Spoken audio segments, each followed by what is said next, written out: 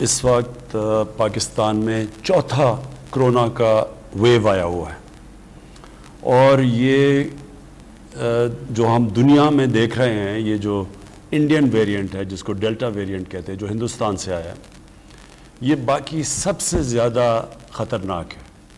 کیوں خطرناک ہے؟ کیونکہ یہ زیادہ تیزی سے پھیلتا ہے، اور اس لیے میں ذرا شروع میں 2-3 آپ سے باتیں کر دوں۔ دیکھیں، اللہ نے ابھی تک ہمارے پہ بہت کرم کیا۔ ہم نے فیصلے صحیح کیے، مشکل فیصلے کیے، لیکن ٹائم پہ فیصلے کیے۔ ہم نے فیصلے صحیح کیے، مشکل فیصلے کیے، لیکن ٹائم پہ فیصلے کیے۔ اس کی وجہ سے ہم نے اپنے لوگوں کو بھی بچا لیا، اپنی معیشت کو بھی بچا لیا، اور پھر لوگوں کو کرونا سے بھی بچا لیا۔ اور ہماری مثال دی جاتی ہے دنیا میں۔ آپ کو پتہ ہے کہ ورلڈ اکنامک فورم کے مطابق پاکستان تیسرے نمبر پہ وہ ملک ہے جس نے سب سے بہترین طریقے سے یہ 2 راستوں کے بیچ میں اپنے ملک کو بچا کے نکل گیا، یعنی ایک طرف کرونا، دوسری طرف اپنی معیشت کو بچانا۔ تو پاکستان ان 3 ملکوں میں سے، اور وہ جو 2 اوپر کے ملک ہیں، نیوزی لینڈ اور ہانگ کانگ، غالباً وہ چھوٹے چھوٹے ملک ہیں، ان کے لیے 40-50 لاکھ 60 لاکھ لوگ ہوں گے۔ یہاں 22 کروڑ لوگوں کو اس مشکل وقت سے نکالنا، یہ اپنی NCOC جو ہماری ٹیم بیٹھی تھی، جس نے ہمیں ایڈوائز کیا، مسلسل سائنٹیفک فیصلے کروائے، دنیا کا ڈیٹا دیکھا، اور اس کے بعد ہماری قوم نے بھی ہمارے ساتھ بڑی، یعنی میں آپ سب کا شکریہ ادا کرنا چاہتا ہوں کہ بڑی آپ نے ہمارے ساتھ تعاون کیا۔ ایک خاص چیز بتانا چاہتا ہوں کہ مسجدیں، ساری دنیا میں رمضان میں مسجدیں بند ہوئیں سوائے پاکستان میں، اور اپنے علماء کا خاص طور پہ میں شکریہ ادا کرنا چاہتا ہوں کہ آپ نے پھر وہ جو SOPs ہم نے کہا تھا کہ احتیاط کریں مسجدوں میں جاتے ہوئے، وہ آپ نے کی۔ لیکن یہ جو چوتھا اب فیز ہے، اس میں اپنی قوم کے سامنے یہ جو بات رکھنا چاہتا ہوں وہ یہ ہے کہ دیکھیں، SOPs کا سب سے آسان ہے ماسک پہننا۔ ماسک پہننے سے ساری دنیا کا بھی یہ تجربہ ہے کہ 60-70% چانس کم ہو جاتی ہے پھیلنے کے لیے۔ تو پہلے تو میں سب سے آپ سے درخواست کروں گا کہ ماسک، جدھر لوگ زیادہ ہیں ماسک پہنیں۔ باہر پھر بھی گزارا ہو جاتا ہے اگر فاصلے پہ لوگ ہوں اور کھلا آسمان ہو، لیکن کمروں کے اندر جدھر بھی زیادہ لوگ ایک کمرے میں کم جگہ پہ ہیں، ادھر ہمیشہ ماسک پہنیں۔ ہمارا تھوڑا سا مسئلہ ہوا ہماری فیڈرل گورنمنٹ اور سندھ گورنمنٹ کا۔ سندھ گورنمنٹ کی کوشش تھی کہ لاک ڈاؤن کر دیں، اور میں فالو کر رہا تھا۔ لیکن مسئلہ کیا ہے؟ لاک ڈاؤن بالکل ٹھیک فیصلہ ہے۔ اگر آپ لاک ڈاؤن کریں گے تو اس کا پھیلاؤ کم ہو جائے گا، کیونکہ اگر ایکٹیویٹی رک جائے گی تو چانسز ہیں وہ کم تیزی سے پھیلے گی۔ لیکن مسئلہ یہ ہے کہ ہم نے دوسری طرف دیکھنا ہے کہ لاک ڈاؤن سے کیا ہم اپنے ملک کو، اپنی معیشت کو بچا لیں گے، اور اس کے بعد جو بھوک پیدا ہوگی، جو پھر دہاڑی دار ہے، خاص طور پہ جو ہمارے غریب طبقہ ہے، وہ کیسے گزارا کرے گا لاک ڈاؤن میں؟ اگر مثلا وہ اپنے چھابڑی ہے، اس کی چھوٹی دکان ہے، ٹیکسی ہے، یہ سارے لوگ جو پیسہ کماتے ہیں اور پھر اپنے بچوں کو کھلاتے ہیں، اپنے گھروں کو کھلاتے ہیں، ان کا کیا بنے گا؟ جب تک ہم اس کا جواب آپ کے پاس نہیں ہے، کبھی لاک ڈاؤن نہ کریں۔ ہندوستان نے اپنی تباہی کر لی۔ آج ہندوستان کے اندر حالات دیکھیں، غربت دیکھیں، ان کی معیشت کا حال دیکھیں، وہ کدھر تھی، پاکستان کدھر تھا۔ آج اللہ کا شکر ہے پاکستان کدھر ہے، اور ہندوستان کی تباہی کتنی ہوئی، کیونکہ ان کی گورنمنٹ نے ایک دم لاک ڈاؤن کر دیا، سوچے سمجھے بغیر کہ بیچارے لوگوں کو کیا بنے گا، لوگ ٹریول کس طرح کریں گے، باہر سے مزدور کام کرنے آئے دیہاتوں سے۔ انہوں نے اس کا کچھ نہیں سوچا۔ انہوں نے اوپر کی کلاس کا سوچا، جو ہماری طرح کے لوگ ہیں، جن کو ایک دم خوف ہو گیا جب دیکھ رہے ہیں کہ تیزی سے پھیل رہی ہے، لوگ مر رہے ہیں، ہم جانے والے لوگ۔ تو انہوں نے صرف ایلیٹ کا سوچا، اوپر کے لوگوں کا سوچا جو پیسے والے ہیں۔ انہوں نے نہیں سوچا کہ وہ نیچے جو لوگ ہیں، جو محنت کش بیچارے لوگ ہیں، ان کا کیا بنے گا۔ تو اس لیے سندھ گورنمنٹ کو صرف ہمارا یہ ہے کہ دیکھیں جب آپ لاک ڈاؤن کرتے ہیں تو اپنے ذہن میں ڈال لیں کہ آپ لوگوں کو بھوکا رکھیں گے، اور اگر آپ کے پاس وسائل ہی نہیں ہیں لوگوں تک کھانا پہنچانے کے لیے تو بھوکے لوگوں کو آپ لاک ڈاؤن نہیں کر سکتے۔ میں اگر میرے بچے بھوکے ہیں گھر میں تو مجھے آپ کیسے کہیں گے کہ نہیں جی آپ باہر نہ جائیں کیونکہ لوگوں کو کورونا پھیل جائے گی؟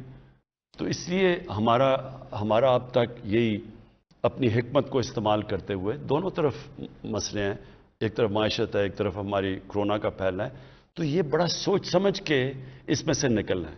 تو جو سمارٹ لاک ڈاؤن ہے، یعنی کہ علاقے جو زیادہ تیزی سے پھیل سکتی ہیں ان کو، مثلا شادی، جب لوگ شادی پہ کھانے پہ اکٹھے ہوتے ہیں تیزی سے پھیل جاتی ہے، ریسٹورنٹس میں تیزی سے، تو ادھر تو تھوڑی دیر کریں۔ اسکولوں میں جب تک بچوں کو اور ٹیچرز کو ٹیکے نہ لگائیں اسکول بھی نہ کھولیں، کیونکہ اسکولوں میں بھی بڑی جلدی پھیل جاتا ہے۔ تو اصل اس کا علاج ایک ہی ہے، ویکسینیشن، ٹیکے لگانے کا۔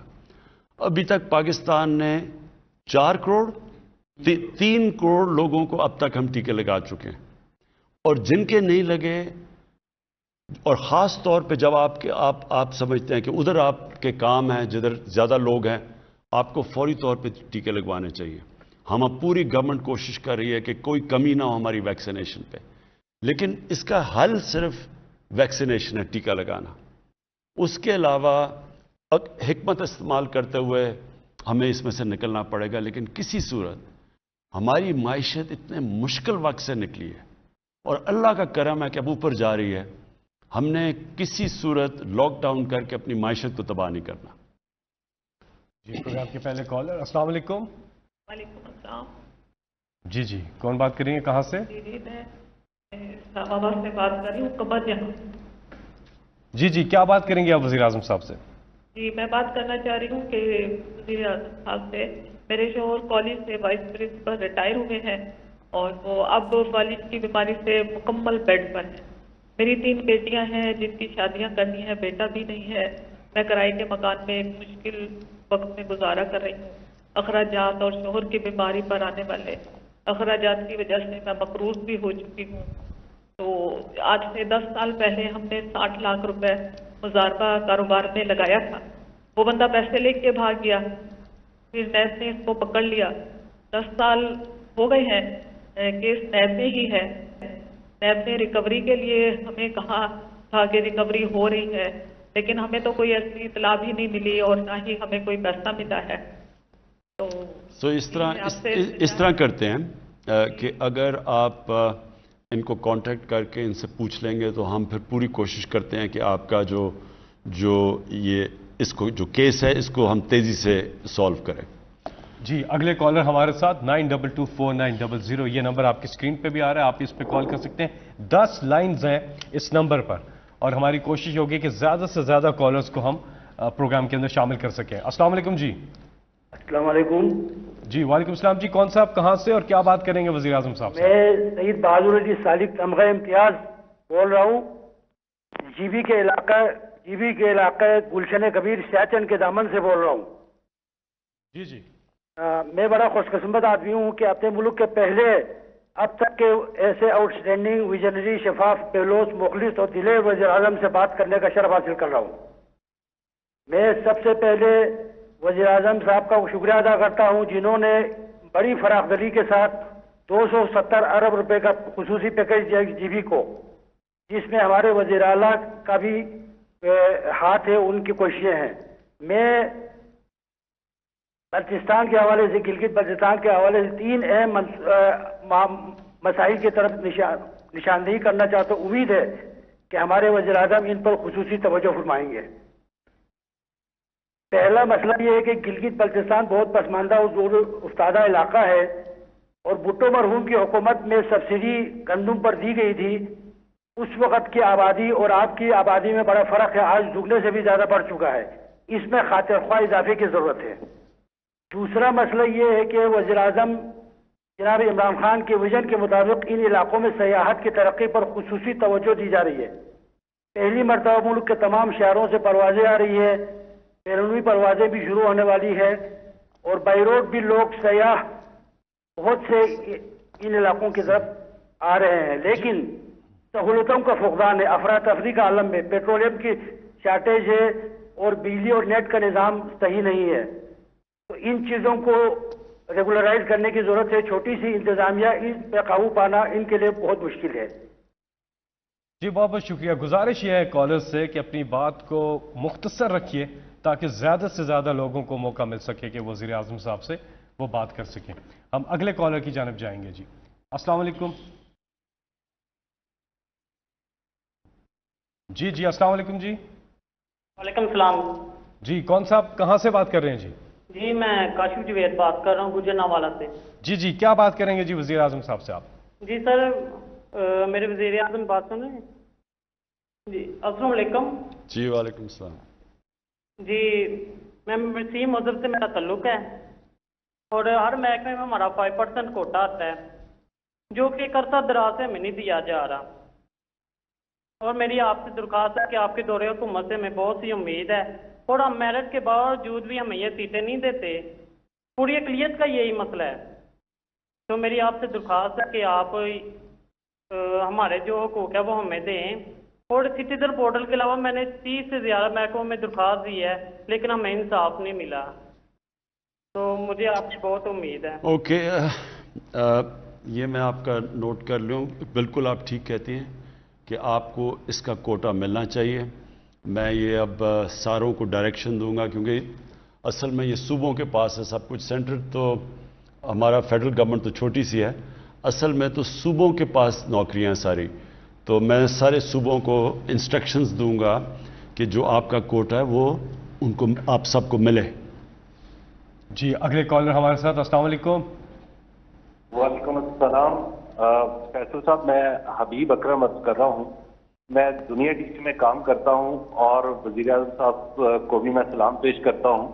दरअसल आज मैंने ये कॉल इसलिए बुलाई थी कि मैं देख सकूँ कि क्या वाकई लाइव कॉलर्स हैं, लाइव कॉलर्स इसमें आ रहे हैं, लाइव कॉल्स आ रही हैं। कहीं फैसल जावेद साहब कहीं आप तो इधर उधर से कॉल्स नहीं करवा रहे या वज़ीर आज़म से बराह रास्त ही लोग बात कर रहे हैं। तो लिहाजा मैंने भी सोचा कि मैं आज अपनी खबर बनाऊंगा कि अगर मेरी कॉल ना मिली तो फिर मैं प्रोग्राम में बैठ के कहूंगा कि जनाब देखिए कॉल्स तो मिलती नहीं है, लेकिन मेरी कॉल मिल गई और मेरी खबर रह गई। मुझे अंदाजा है वज़ीर आज़म साहब ये सहाफ़ियों का वक्त नहीं है, जब भी आपसे मुलाकात होती है आपसे सवालात भी हम कर लेते हैं, लेकिन एक शहरी के तौर पे मैं लाहौर के एक छोटे से मसले के बारे में आपकी तवज्जो चाहूँगा कि शौकत खानम हॉस्पिटल को जो सड़क जाती है उसका एक हिस्सा तो बिल्कुल ऐसा है कि जहाँ पे जिस पे कोई इशारा नहीं है, लेकिन एक हिस्सा है जो तकरीबन 3 किलोमीटर का, उसके ऊपर 4 जगह बॉटल नेक्स बनते हैं और वहां पे किसी पुल की जरूरत नहीं, किसी अंडरपास की जरूरत नहीं है। बड़े आराम से यू टर्न्स को बेहतर मैनेज करके वो हल किया जा सकता है वो मामला। तो मेरा ख्याल है कि वज़ीर साहब अगर आप इस तरफ तवज्जो कर दें या पंजाब हुकूमत को इंस्ट्रक्शन दे दें तो वो हो जाएगा। लेकिन बहरहाल मुझे यकीन आ गया कि आप बराह रास्त लोगों से बात कर रहे हैं। जी हबीब मैं आपको एक चीज़ वाज़ेह कर दूं। देखें कौन से सरबराह मुल्क के आज़ाद मीडिया से डरते हैं? वो कौन से ऐसे सरबराह होते हैं? या उन्होंने कानून तोड़ना होता है या उन्होंने मुल्क की जो रूल ऑफ लॉ होता है यानी जो बजाय कानून की बालादस्ती ताकत की बालादस्ती करनी होती है, तो वो हमेशा घबराते हैं क्योंकि वो नाजायज़ काम कर रहे होते हैं। और या फिर जो करप्ट होते हैं। अब मैंने अगर चोरी की हो, मैंने लंदन में मेरे अपार्टमेंट्स हों जो चोरी से मैंने बनाया, तो मुझे सारा वक्त आज़ाद मीडिया से डर लगेगा। मैं आपको ये वाज़ेह कर दूं कि आज़ाद मीडिया जो आज़ादी राय है ये एक मुल्क के लिए एक बहुत बड़ी नेमत है क्योंकि ये हमारी तरह के लोगों को सारा वक्त आगे करते हैं। अब आपने बताया ना ये कि जी वहाँ 4 जगह लोग रुकते हैं जौहर टाउन जाते हुए, वो जो दूसरी सड़क है, तो वो यही मीडिया का काम होता है, वॉच डॉग होता है मीडिया। मुझे सिर्फ मीडिया से इख्तलाफ तब होता है जब फेक न्यूज़ बनाई जाती है, प्रोपेगेंडा किया जाता है गवर्नमेंट को। मसलन ये जो EU की जो डिसइंफॉर्मेशन लैब में चीज़ें सामने आई हैं कि हिंदुस्तान ने फेक अकाउंट्स बनाए हुए हैं और उनको फीड कर रहे हैं पाकिस्तान से सहाफ़ी जो पाकिस्तान फौज और पाकिस्तान के प्राइम मिनिस्टर के खिलाफ प्रोपेगेंडा कर रहे हैं। मेरा सिर्फ उधर मसला होता है। आप जो सही सहाफ़त है, मैं फिर से कहता हूं, जो तनकीद होती है वो मुल्क के लिए बहुत बड़ी नेमत है। جی آپ کی کالز کا سلسلہ جاری ہے. 051249000 یہ نمبر ہے. ہم یہ سمجھتے ہیں کہ بہت مشکل سے کال ملتی ہے کیونکہ پورے پاکستان سے طول و عرض سے لوگ کوشش کر رہے ہوتے ہیں, اوورسیز سے بھی لوگ کوشش کر رہے ہوتے ہیں. ہم نے لائنز بڑھا دی ہیں, یہ ایک نمبر جو ہے اس پہ 10 لائنز اب ہو گئی ہیں, لیکن بہرحال آپ کوشش جاری رکھیں, انشاءاللہ کامیابی ملے گی. اگلے کالر. جی السلام علیکم. السلام علیکم. جی کون صاحب کہاں سے بات کر رہے ہیں؟ میں محمد جہانگیر بول رہا ہوں دبئی سے. جی جی کیا بات کریں گے وزیر اعظم صاحب سے آپ؟ السلام علیکم سر. جی وعلیکم السلام. میں محمد جہانگیر اور غلام دین دبئی سے بول رہا ہوں سر. میں فارورڈ کوٹے کا رہنے والا ہوں. جی جی ہلو. جی جی آ رہی ہے آواز. میں فارورڈ کوٹے کا رہنے والا ہوں سر. ٹھیک ہے. میرے ساتھ تھوڑا پرابلم آ رہا ہے کہ میں ریٹائر فوجی ہوں. جی جی ہلو. جی جی آپ. میں ریٹائر آرمی ریٹائر ہوں تو میں ادھر دبئی میں آ کے تھوڑا جاب لیا اور میری پینشن بند ہو گئی ہے. پہلے 30 مہینے بند کی رہی ہے اور میں چھٹی کیا, جانے کے بعد وہ بال کی انہوں نے, میرے کافی سارے پیسے لگے اس کے اوپر. تو میری آپ سے گزارش ہے کہ وہ ہم سے NOC مانگ رہے ہیں. تو NOC ہمارے پاس تو نہیں, ہم سفارتخانے سے کاغذات کے بھیجتے ہیں لیکن وہ ریجیکٹ کر دیتے ہیں. اچھا, آپ جب آپ کو کوئی کال کرے گا آپ اپنی پوری تفصیل دیں اور انشاءاللہ ہم آپ کی پینشن بحال کریں گے. جی ہمارے ساتھ اگلے کالر. جی السلام علیکم. جی السلام علیکم. جی السلام علیکم سر. وعلیکم السلام. جی کون سا بات کر رہے ہیں؟ سبیدار احمد اللہ بول رہا ہوں کوارٹ سے. جی جی کیا سوال ہے جی آپ کا؟ سر میرا یہ ہے کہ میں فوجی ہوں, میں نے 34 سال آرمی میں نوکری کی ہے. تو 71 وار میں بھی حصہ لیا ہے.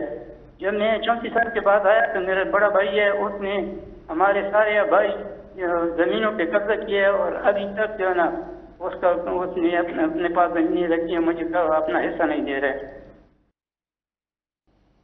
تو اس کے اوپر کوئی عدالت میں گئے ہیں, کوئی آپ کے پاس کوئی قانونی کارروائی کی ہے؟ سر 97 سے میں عدالت میں پھر رہا ہوں. 97 سے عدالت. ہاں 97 سے کہہ رہے ہیں عدالت میں گیا ہوں. تو اس کی آپ کی ہم اس طرح کریں گے کہ آپ کی تفصیل لے لیں گے اور یہاں سے کوشش کریں گے کہ آپ کا کیس آگے بڑھے. جی کنٹرول روم میں آپ کا نمبر ہے, تو آپ سے وزیر اعظم آفس کی جو ٹیم ہے وہ رابطہ کرے گی. جی آپ ہم سے رابطہ کر رہے ہیں 05192249000 اس نمبر پہ. ساتھ ہی میں سوشل میڈیا پر بھی آپ اپنے سوالات پوسٹ کر رہے ہیں. اور انشاءاللہ اپنی جو اگلی ہماری یہ آپ کا وزیر اعظم پروگرام ہوگا اس میں پھر ہم بتائیں گے آپ کو کہ کیا مسئلے آئیں. جو آپ چیزیں بتا رہے ہیں یہ ہم اگلے پروگرام پہ آپ کو بتائیں گے کتنے حل ہوئے, اور اگر حل نہیں ہوئے تو اس کا مسئلہ کیا ہے. جی اس کے ساتھ ایک اور نمبر بھی آپ نوٹ فرما لیجئے, وہ ہے سٹیزن پورٹل کا. سٹیزن پورٹل پہ ایک تو ایپ ہے, وہ آپ اپنے موبائل فون پر ڈاؤن لوڈ کر سکتے ہیں. دوسرا ایک ٹیلی فون نمبر بھی ہے جس پہ آپ رابطہ کر کے اپنی شکایت وہاں پر بھی درج کروا سکتے ہیں, اور وہ نمبر ہے 05190000111 90000111 یہ نمبر. جی اگلے کالر. السلام علیکم. جی وعلیکم السلام سر. جی جی کون صاحب کہاں سے بات کر رہے ہیں؟ وزیر اعظم صاحب سے بات کیجیے گا. جی سر محمد بخش راجن پور سے بات کر رہا ہوں. خان صاحب خیریت سے ہیں؟ ٹھیک ہیں سر. جی مہربانی, شکریہ. خان صاحب میری عرض ہے کہ میں وفاق کی زمین کاشت کرتا ہوں, ایک عام کاشتکار اور ان پڑھ انسان ہوں. میں نے ٹھیکے پہ لی ہوئی ہے, ہر سال میں اس کے پیسے بھی ادا کرتا ہوں. سارا کچھ حکومت کی 19 اور 20 میں ایک پالیسی بنائی گئی تھی, ہماری فصلوں کا نقصان ہوا تھا, اس میں امداد دی گئی تھی, مجھے شامل نہیں کیا گیا, جبکہ میں کما کے خود حکومت کو دیتا ہوں. اور دوسری بات یہ ہے خان صاحب کہ پنجاب گورنمنٹ جو سبسڈی دے رہی ہے وہ اثر رسوخ والے لوگوں کو مل رہی ہے ملی بھگت کے ساتھ. میں نے سیکٹری لاہور تک اپنے زور لگائے ہیں, درخواستیں دی ہیں, فون بھی کیا ہے, کسی نے نہیں سنی. ہم کاشتکار ہیں, ہم 1 من بیچنے جاتے ہیں تو ہم سے 1 کلو اضافی لیا جاتا ہے. آن لائن پیمنٹ کی حکومت کوئی ٹیکس نہیں لیتی. کاشتکاروں کو جبکہ 600 روپے 1 لاکھ کے پیچھے ان کی آن لائن پیمنٹ آتی ہے, ٹیکس بھی لے لیتے ہیں.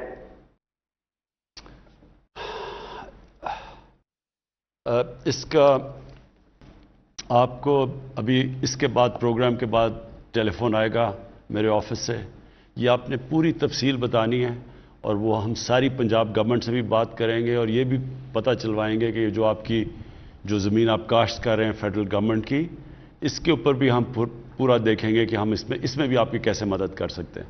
جی وزیر اعظم صاحب, ایک سوال سوشل میڈیا پر آیا ہے کہ احساس پروگرام کا دائرہ کار جو ہے اس کو کب تک وسیع کیا جائے گا؟ دیکھیں, احساس پروگرام کے تو کافی اس وقت قرضے بھی دیے جا رہے ہیں. دیہات کے اندر خواتین کو مویشی اور چیزیں دی جا رہی ہیں تاکہ وہ اپنی آمدنی بڑھا سکیں.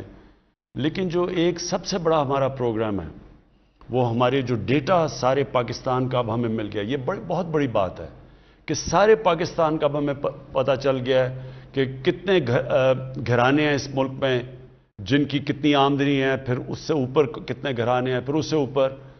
اب ہمارے پاس ڈیٹا ایسا آ گیا ہے کہ ہمیں اب ڈائریکٹ لوگوں کو یعنی ہمیں پتہ چل جائے گا مثلا اگر آٹے کی قیمت اوپر جاتی ہے تو کون سے گھرانے ہوں گے جو زیادہ متاثر ہوں گے, جن کی آمدنی کا زیادہ تر حصہ چلا جاتا ہے کھانا پینا کی چیزوں کے اوپر, تو ان کو پھر ہم نے ڈائریکٹ سبسڈائز کریں گے. اور یہ دسمبر سے شروع ہو جائے گا. یہ پہلی دفعہ پاکستان میں ہوگا کہ ہم 40% جو نچلا طبقہ ہے ہمارا اس کو ڈائریکٹ ہم ان کو سبسڈائز کریں گے, یعنی کھانے پینے کی چیزوں پہ مہنگائی سے بچانے کے لیے ان کے پاس ڈائریکٹ سبسڈیز. آپ کا وزیر اعظم آپ کے ساتھ. وزیر اعظم صاحب, 22 کروڑ کے ملک میں سپورٹس کا اتنا برا حال ہے. آپ ہمیشہ سے بات کرتے رہے ہیں ٹیلنٹ کی, لیکن یہاں پر سپورٹس کا زوال کیوں؟ دیکھیں, میں اس میں ضرور کہوں گا کہ مجھے جو ٹائم دینا چاہیے تھا سپورٹس کو وہ میں نہیں دے سکا, کیونکہ سپورٹس تو میں جانتا ہوں باقی چیزوں سے تو زیادہ میری اگر ٹرپل PhD ہے وہ سپورٹس کے اندر ہے. لیکن اتنے زیادہ اور ہمارے مسئلے مسائل شروع سے پہلے دن سے پڑ گئے کہ, اور خاص طور پہ معیشت کا جو حالات تھے اور جو پھر اس کی وجہ سے جو لوگوں کو تکلیف تھی, مہنگائی تھی, تو وہ ساری چیزوں کے اوپر اتنی زیادہ توجہ چلی گئی کہ جو سپورٹس کے اوپر مجھے ٹائم دینا چاہیے تھا وہ میں نہیں دے سکا. دیکھیں, میں نے پاکستان کی سپورٹس کو دیکھا ہم جب چھوٹے تھے, جیسے ہاکی میں پاکستان کدھر تھا, پھر کرکٹ میں تو ہمارے دور میں دیکھتے دیکھتے پاکستان نیچے سے آ کے ورلڈ کپ جیت گیا اور دنیا کی ٹاپ ٹیم بن گئی. اور اسکواش کے اندر ہمارے پاس 2 جائنٹس تھے, جان شیر اور جہانگیر خان, جنہوں نے 10 سال دنیا کی اسکواش کو ڈومینیٹ کیا. تو ہم نے وہ دور دیکھا ہوا ہے اور پھر ڈکلائن دیکھی اس کی. اور بدقسمتی سے جو ہم نیچے آئے ہیں نا پاکستان میں, یہ جو 2 خاندانوں نے اس ملک کو تباہی کی ہے. ایک تو پیسہ لوٹنا ہے نا, ایک ادارے تباہ کیے. پیسے لوٹنے کے لیے آپ کو اداروں کو کمزور کرنا پڑتا ہے. مثلا اگر آپ کے ادارے ٹھیک ہو, میں پیسہ کیسے بناؤں گا؟ میں FBR کو اپنا آدمی بٹھاؤں گا. میں اگر نیشنلائز بینکس کو لوٹنا ہے تو ادھر اپنے پریزیڈنٹس بٹھاؤں گا, ان کے ذریعے لونز لوں گا, معاف کرواؤں گا. تو سارے آہستہ آہستہ جو ادارے, اب نیب کب سے فنکشن کر رہی ہے؟ پہلی دفعہ ہے کہ بڑے بڑے ناموں کو نیب نے پکڑا. پہلے تو چھوٹے چھوٹے لوگوں کو پکڑتی تھی, تو نیب کے ہوتے ہوئے کرپشن بڑھتی جا رہی تھی. اب شور جو مچا ہوا ہے وہی قانون ہے, وہی نیب ہے, وہی 20 سال سے قانون ہے. وہ تب تو 10 سالوں میں جب یہ تھے تو اصول نہیں بدلا, کیونکہ انہوں نے اپنے آدمی بٹھا کے تو نیب کو بالکل اپنے فائدے کے لیے کیا ہوا تھا. بے شرمی سے اور بے دردی سے ملک کو لوٹا, کیونکہ پتا تھا نیب نے اپنا آدمی بٹھایا ہوا ہے. اب اسی نیب کے ہوتے ہوئے ان کی چیخیں نکل گئی ہیں سب کی. اسی طرح جس طرح نیب کا ادارہ تباہ کیا, اسی طرح سارے ادارے تباہ ہوئے. سپورٹس کے اداروں کے اوپر اپنے لوگ بٹھا دیے, سفارشی بٹھا دیے. وہ سپورٹس دیکھتے دیکھتے ہماری آنکھوں کے سامنے کدھر سے کدھر پہنچ گئی. دیکھیں, سپورٹس ایک ایسی چیز ہے, یہ سمجھنے کی بات ہے کہ ہمارا دنیا سے مقابلہ ہو رہا تھا, ہم دنیا سے مقابلہ کر رہے ہوتے. اب دنیا کے اندر جدھر ان کے ادارے اچھے ہوتے ہیں وہ مسلسل اپنی سپورٹس کو اور کمپیٹیٹو کرتے جا رہے ہوتے ہیں. وہ نئی ٹیکنیک سوچ رہے ہوتے ہیں, وہ اپنے میرٹ کو اوپر لانے کے بہتر طریقے سوچ رہے ہوتے ہیں, وہ اپنی جو لیٹسٹ ٹریننگ ٹیکنیکس ہیں وہ لے کے آ رہے ہوتے ہیں, کیونکہ وہاں پروفیشنلز بیٹھے ہوتے ہیں اداروں کے اوپر. ہمارا مسئلہ کیا ہے کہ ہم وہ جہانگیر خان اور جان شیر خان 10 سال اسکواش کے ورلڈ چیمپئن بن گئے, किसी ने यही नहीं सोचा कि स्क्वॉश को एक इदारा बनाया जाए पाकिस्तान में, जिधर सारे मुल्क से कंपटीशन करें और टैलेंट उन दो के सर के ऊपर हमने समझा कि जनाब हमारी स्क्वॉश बहुत अच्छी है। जैसे ही वो दो गए, पाकिस्तान नीचे जाना शुरू हो गया। हॉकी का भी वही था, हमारे पास ग्रेट प्लेयर्स थे, तब तक ये ग्रास के ऊपर हॉकी होती थी, हमारी टैलेंट बेहतरीन था, हम सबसे बेहतर टैलेंटेड थे। लेकिन जैसे जैसे टर्फ वो एस्ट्रो टर्फ के ऊपर आए और गेम चेंज हुई, हम साथ चेंज नहीं हुए और हमारे पास वो प्रोफेशनलिज्म नहीं थी। आज ये भी दिन देखना है कि पाकिस्तान की हॉकी क्वालिफाई ना करे ओलंपिक्स के लिए। सो इसका तरीका ये है कि हमने स्पोर्ट्स को एक इदारा बनाना है, उस पर प्रोफेशनल्स लेके आने हैं, और वो अब मैं शुरू कर रहा हूँ। इसके बाद ये इस आखिरी 2 सालों में मैं अब पूरा जोर लगाने लगा हूँ स्पोर्ट्स के ऊपर भी। सारे ये जो हॉकी फेडरेशन है इसके ऊपर पूरा इनके हालात देखने लगा हूँ। क्रिकेट का मैं देख ही रहा हूँ, लेकिन इतना मैंने अब उस पर भी जोर नहीं दिया, क्रिकेट के ऊपर भी जोर लगाने लगा हूँ। लेकिन आखिर में बात ये, एक न्यूजीलैंड है, मैं आपको अब मिसाल दे रहा हूँ, 40 या 50 लाख आबादी है। उन्होंने क्रिकेट का जो टेस्ट क्रिकेट का वर्ल्ड कप है, एक वर्ल्ड कप है वनडे क्रिकेट का, एक टेस्ट क्रिकेट का, 40 या 50 लाख की आबादी ने हिंदुस्तान जिसकी 1 अरब 300 करोड़ आबादी है, उनको उन्होंने वर्ल्ड टेस्ट क्रिकेट की चैंपियनशिप हरा दी और उन्होंने वर्ल्ड कप के भी फाइनल में पहुंच गए। तो क्या वजह है? क्योंकि उनका सिस्टम बहुत बेहतर है। न्यूजीलैंड के अंदर ज्यादा क्रिकेट ग्राउंड्स हैं सारे पाकिस्तान से, तो हमारी अगर 22 करोड़ आबादी भी है, वो आबादी ने कहीं खेलना तो है। तो अब पहले तो मैं क्रिकेट ग्राउंड सबको कहा हुआ है कि यूनियन काउंसिल तक अब ग्राउंड्स बनाए। पहले हमने तहसील लेवल पे कहा था, अब नीचे तक ग्राउंड्स, ताकि हमारे बच्चों को ग्राउंडें तो मिले खेलने के लिए, तब हम मुकाबला करें। अगर टैलेंट का क्या फायदा अगर टैलेंट के लिए ग्राउंड ही नहीं है। सो पहले अब हम आहिस्ता आहिस्ता सारा सिस्टम ठीक करेंगे। देखिए, सिस्टम तबाह करने में ज्यादा देर नहीं लगती, उसको ठीक करने में टाइम लगता है। लेकिन मैं ये आपको बता दूं कि अब मैं पूरा अपनी स्पोर्ट्स के ऊपर तवज्जो दूंगा। जी, आपकी कॉल्स का सिलसिला जारी है। 051-922-4900 ये नंबर है जिस पे आप वज़ीर आज़म पाकिस्तान से बात कर सकते हैं। हम अगले कॉलर की जानिब जाएंगे, लेकिन गुजारिश ये है कि अपनी बात को मुख्तसर रखिएगा और जो भी आपका सवाल हो वो फौरन कर लीजिए, ताकि ज़्यादा से ज़्यादा हम कॉलर्स को प्रोग्राम में शामिल कर सकें। जी, अस्सलाम वालेकुम। वालेकुम अस्सलाम। जी, कौन? मैं दीपा बात कर रही हूँ इस्लामाबाद से। जी जी। नूर मुकद्दम केस की आगाही है आपको, आपकी गवर्नमेंट इसको फॉलो भी कर रही है। काफी हद तक एविडेंस मिल चुके हैं कि आप ऐसे इकदाम यकीनी बनाएंगे ताकि मुस्तकबिल में ऐसे वाक़ात से बचा जा सके। रावलपिंडी और इस्लामाबाद में चोरी डकैती आम हो चुकी है। अगर कैपिटल की ये सिचुएशन है तो बाकी शहरों के क्या हालात होंगे, आप राय देंगे? मुझे समझ नहीं क्या नूर मुकद्दम केस के हवाले से। अच्छा। देखिए, ये जो नूर का केस है, ये मैं खुद पहले दिन से फॉलो कर रहा हूँ। इसकी एक एक चीज़ का मुझे पता है, सारी मैंने तफसील ली हुई है, हुआ क्या। ये बड़ा एक खौफनाक किस्म का केस है और इसके अंदर जो बड़ी चीज़ें आती हैं कि वहाँ एक पूरा उनका जो स्टाफ काम कर रहा था, चौकीदार था, नौकर थे, वो सब के सामने ये 2 दिन के ऊपर ये सारा ये जो ट्रेजेडी हुई है। तो मैंने इसकी एक एक तफसील ली है। इसमें ये मैं सिर्फ आपको बता दूं कि लोग कहते हैं कि जी वो बड़े मजबूत ख़ानदान से है जो वो कातिल है और वो शायद बच ना जाए। ये मैं आपको बता दूं कि बचने कोई नहीं लगा इसमें। अगर वो ड्यूल नेशनल भी है और अगर कोई समझ रहा है कि वो अमेरिकन उसकी सिटीजनशिप है वो बच जाएगा, वो बचने नहीं लगा, ये मैं आपको कह सकता हूँ। लेकिन ये मैं ज़रूर कहूँगा कि इससे सारे सबको यानी एकदम एक शौक मिला है कि वो नूर जो हम जिस तरह हमारी अपनी बेटी उससे हो, हम जब सोचते हैं तो इसका एक ऐसा सदमा सबको मिला है। ये इसका बड़ा इम्पैक्ट किया है। उससे पहले भी मैं आपको बता दूं कि एक और अफगान एम्बेसडर की बेटी से कुछ हुआ, वो इंसिडेंट हुआ था कि जी उसको किसी ने मारा है।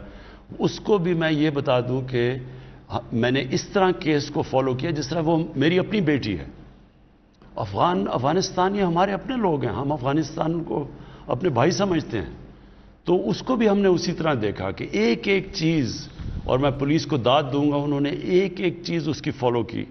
यानी जो टैक्सी 3 टैक्सीज चेंज की, उसकी पूरे उन्होंने स्मार्ट सिटी के कैमरा से पूरा उसको फॉलो किया, किधर गए उनको ड्राइवरों को लोकेट किया, उनको इंटरव्यू किया, तो एक एक चीज़ फॉलो की है। तो इस केस के अंदर भी उसके अंदर ही उनके कैमरे लगे हुए थे, एक एक चीज़ इसकी, ये जो नूर का मर्डर केस है, इसको फॉलो कर रहे हैं। ये बहुत ट्रेजेडी है। मैं ये सिर्फ आपको सबको ये यकीन दिलाना चाहता हूं कि कोई भी ताकतवर से भी ताकतवर हो, उसको सजा पूरी मिलेगी इस केस की। जी, हमारे साथ अगले कॉलर। अस्सलाम वालेकुम। जी, कौन? जी जी, क्या सवाल है? जी अस्सलाम खान साहब। खान साहब, सबसे पहले तो आपका शुक्रिया कि आपने जिस तरह इन्वायरमेंटल इशू पे काम किया है और ग्रीन ट्रीज पे काम कर रहे हैं ऑलरेडी ना, इसका सर सबसे बड़ा फायदा जो हमारे लिए नजर आ रहा है वो इंशाल्लाह हमारी नेक्स्ट जनरेशन को होगा। तो आप फर्स्ट लीडर हैं जो कि इस बारे में सोच रहे हैं ना, तो thank you very much for इसके लिए ना। सर मेरा सवाल ये है कि आजकल रेजिडेंशियल एरियाज के अंदर कमर्शियल एक्टिविटीज़ बहुत ज़्यादा हो रही हैं। जिस तरह मैं जिस इलाके से बिलोंग करता हूँ, वो रावलपिंडी का एरिया है, अमरपुरा ना, तो यहाँ पे घर घर में बेसिकली फर्नीचर के कारखाने खुल रहे हैं और इसके साथ साथ हमारे जो गाड़ियों के वेयर हाउसेज वगैरह खुल रहे हैं ना, जिसकी वजह से हमारे पूरे एरिया में ना रेजिडेंट को बहुत ज़्यादा मुश्किलात का सामना है।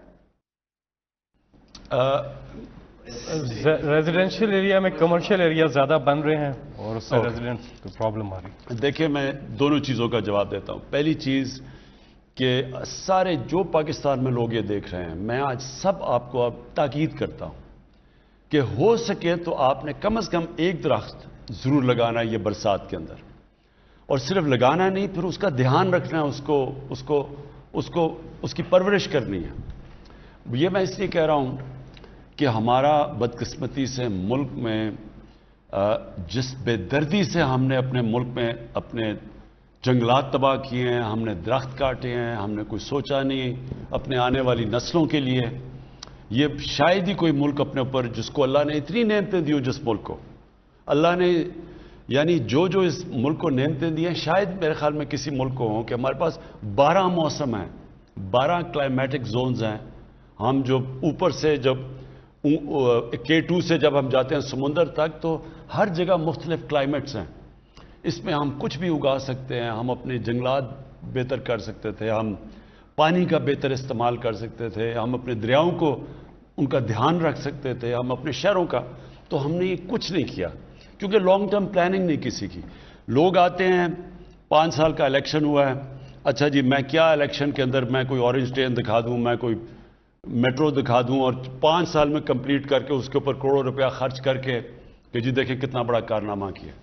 ये कोई कारनामा नहीं है। आप पैसे दे, आप मेट्रो लगा लें, आप पैसे दे, आप ट्रेन बना। असल कारनामा है अपने आने वाली नस्लों की अभी से परवाह करें हम कि हमारे ये जो बच्चे बड़े होंगे तो क्या उनको पोल्यूशन, किस तरह के शहर मिलेंगे, क्या वहाँ पानी ठीक होगा, शहरों में पानी मिलेगा, गंदगी किधर जाएगी। गंदगी दरियाओं में तो नहीं हम फेंक रहे, हम अपना अंडर वाटर जो ज़मीन के नीचे पानी है इसके अंदर तो जहर नहीं डाल रहे। तो ये जब तक, ये सिर्फ वो सोचते हैं जो आगे का सोचते हैं, जिनकी लंबी आगे के वो अपना नहीं सोचते, अपने बच्चों का सोचते हैं। इसलिए जो हमारा इस वक्त पाकिस्तान में जो हम 10 अरब दरख्त लगा रहे हैं, ये हम अपने बच्चों के लिए लगा रहे हैं, अपनी नस्लों के लिए, अपने मुल्क को, और ये इस अल्लाह का शुक्र अदा कर रहे हैं उसकी नेमत का ध्यान रखते हुए, जो नेमत है पाकिस्तान।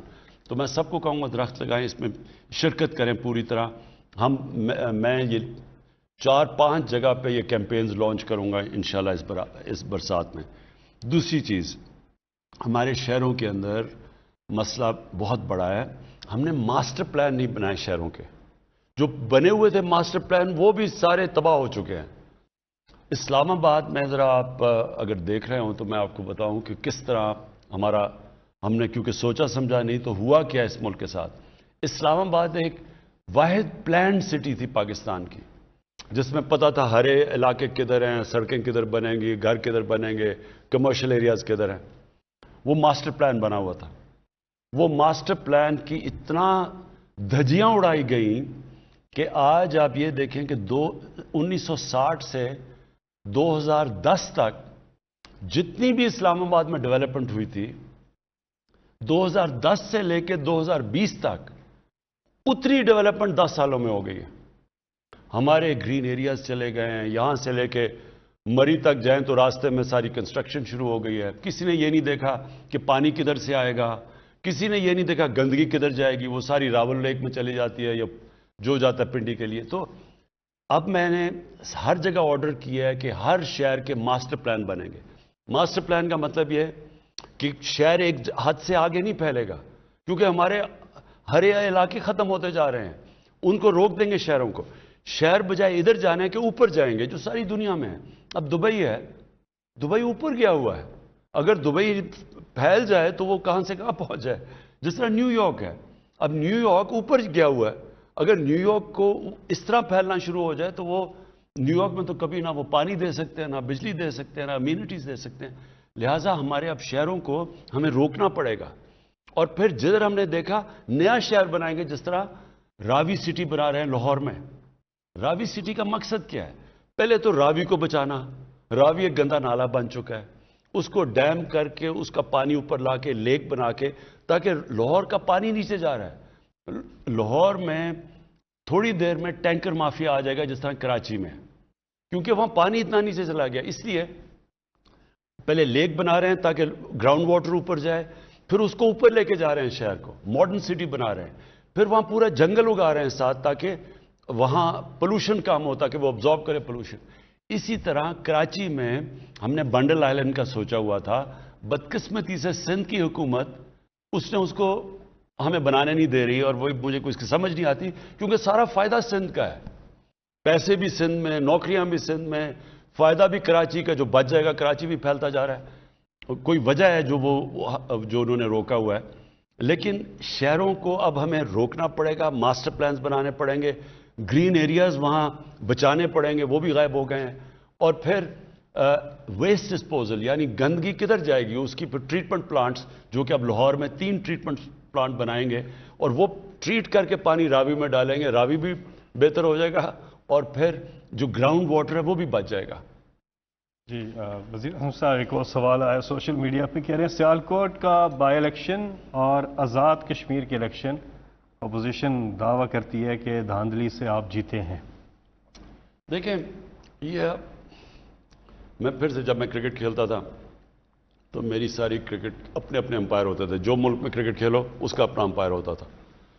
तो जो टीम हारती थी वो ज़्यादातर कहती थी धांधली हुई है, और हो भी सकती है, होती भी थी। कई दफ़ा जो हारता था उसको बहाना मिल जाता था, क्योंकि जब मुल्क से बाहर जाते थे कि अगर मजबूत टीम के खिलाफ खेलना हो तो आप कहते थे जी हम जीतें कैसे, वहाँ तो अंपायर उनके अपने हैं। और पाकिस्तान कभी हिंदुस्तान में नहीं जीता था, हिंदुस्तान कभी पाकिस्तान में नहीं जीता था, क्योंकि हमारे अपने अपने अंपायर थे। और मुझे इस चीज़ का बड़ा फ़ख्र है कि मैं वाहिद वो कैप्टन हूँ जो टीम लेके गया हिंदुस्तान, और उनके अंपायरों के बावजूद हम जीत के आए। तो वो कभी उन दिनों में नामुमकिन होता था।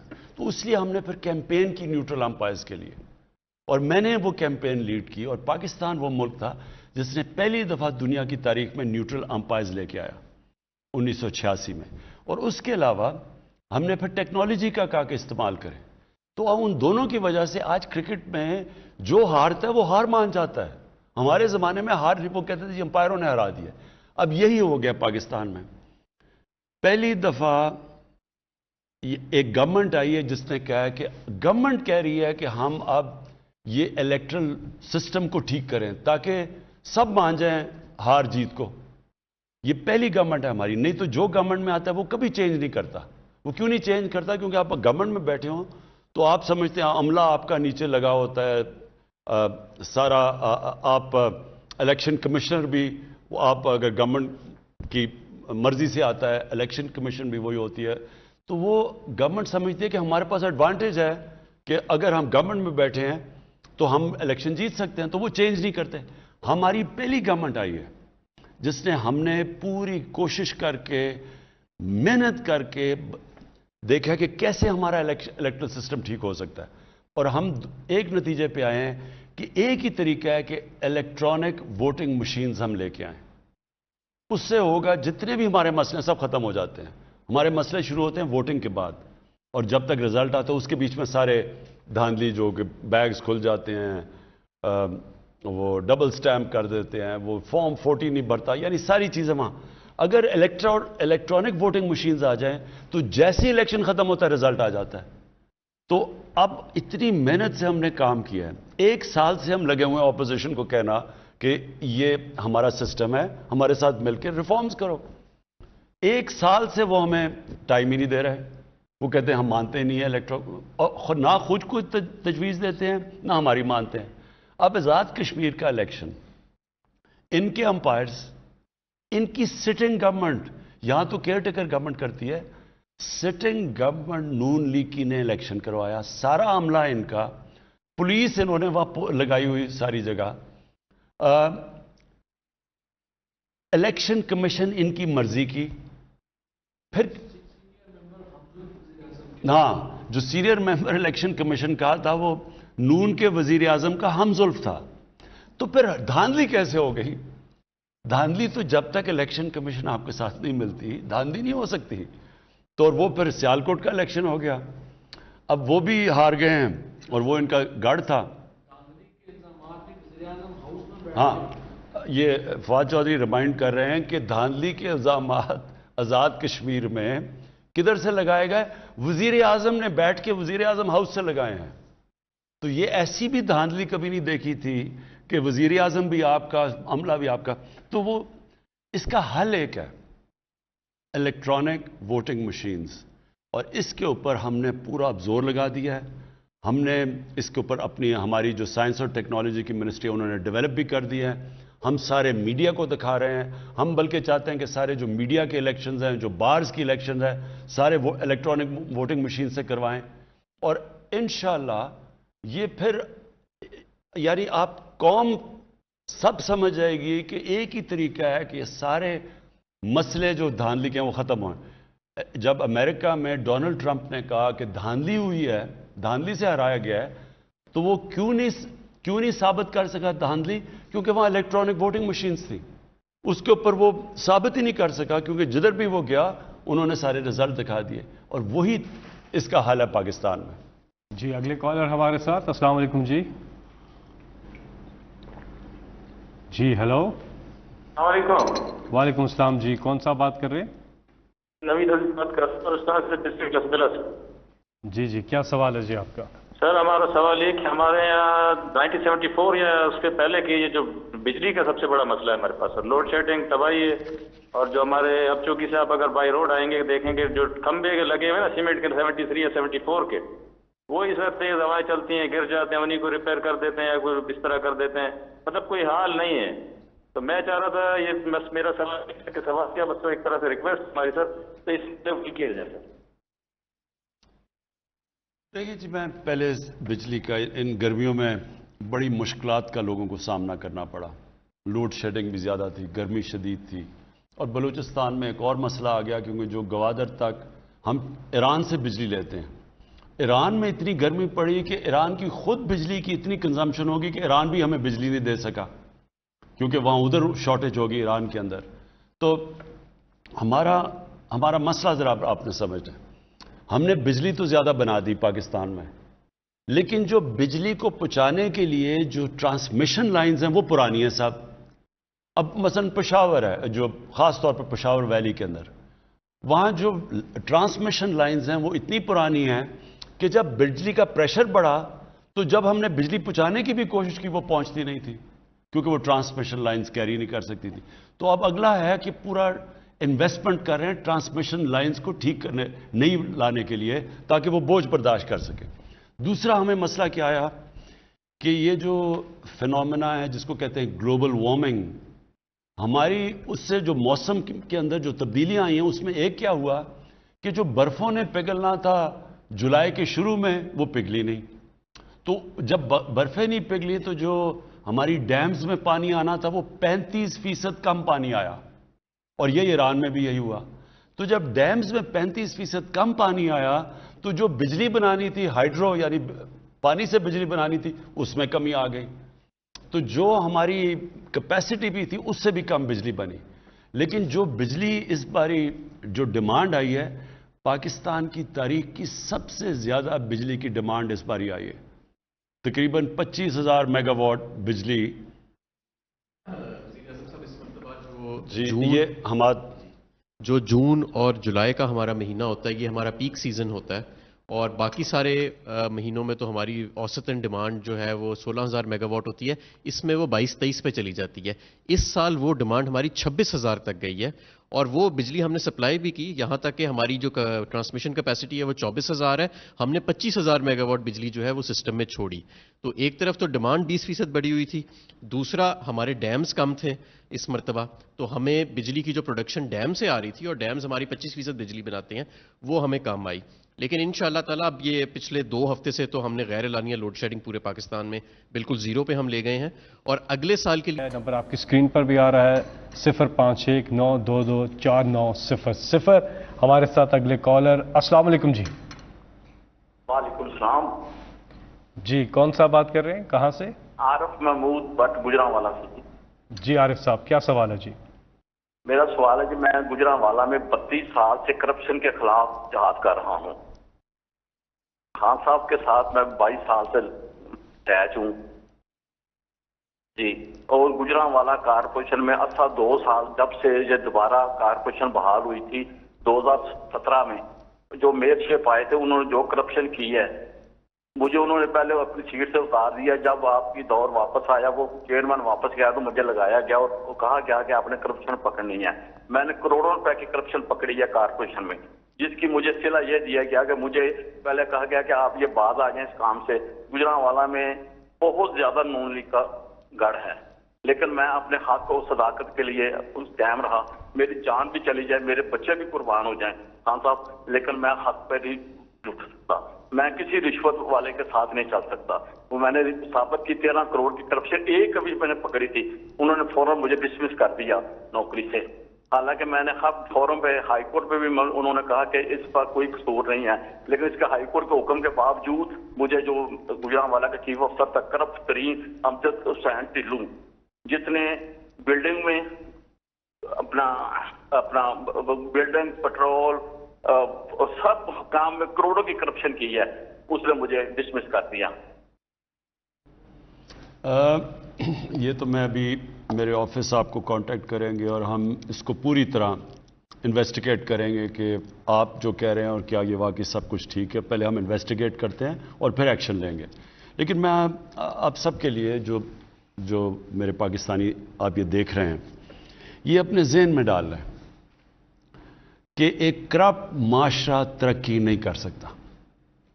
دنیا کے اندر میں یہ بار بار ایک چیز لوگوں کو سمجھاتا ہوں کہ دنیا میں جو خوشحال ملک ہے اس نے کرپشن کے اوپر قابو پائی ہے. وہاں قانون کی بالا حکمرانی ہے، طاقت کی حکمرانی نہیں ہے، قانون کی حکمرانی ہے. قانون کی حکمرانی ہوتی ہے تو کرپشن ختم ہوتی ہے. دیکھیں، ایک ہوتی ہے کرپشن چھوٹے لیول پہ. چھوٹے لیول کی کرپشن لوگوں کو تنگ تو کرتی ہے، ملکوں کو تباہ نہیں کرتی. ملک کو تباہ کرتی ہے جب پرائم منسٹر بیٹھ کے کرپشن شروع کرتا اور میرے وزیر. جب ہم شروع کرتے ہیں نیچے تک، ہم کسی کو کرپشن سے نہیں روک سکتے.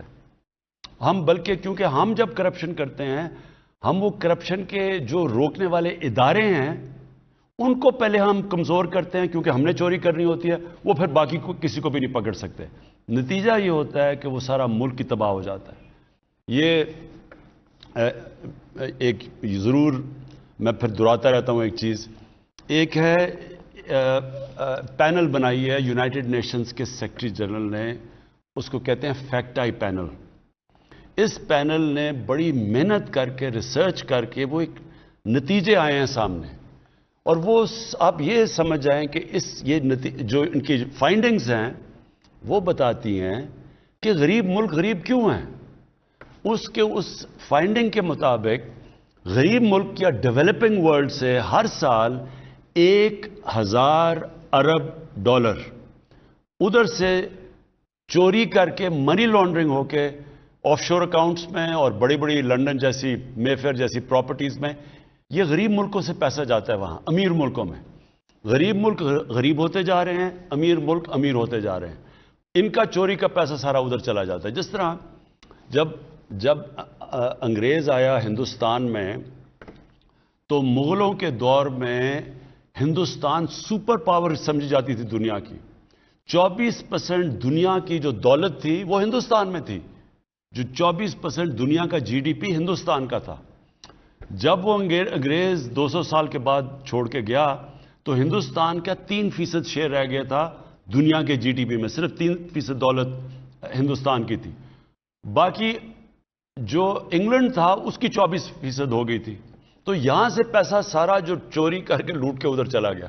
اب یہی کرپٹ جو حکمران ہیں اور جو ان کے ساتھ ساتھی ہیں وہ یہی کر رہے ہیں سارے غریب ملکوں سے.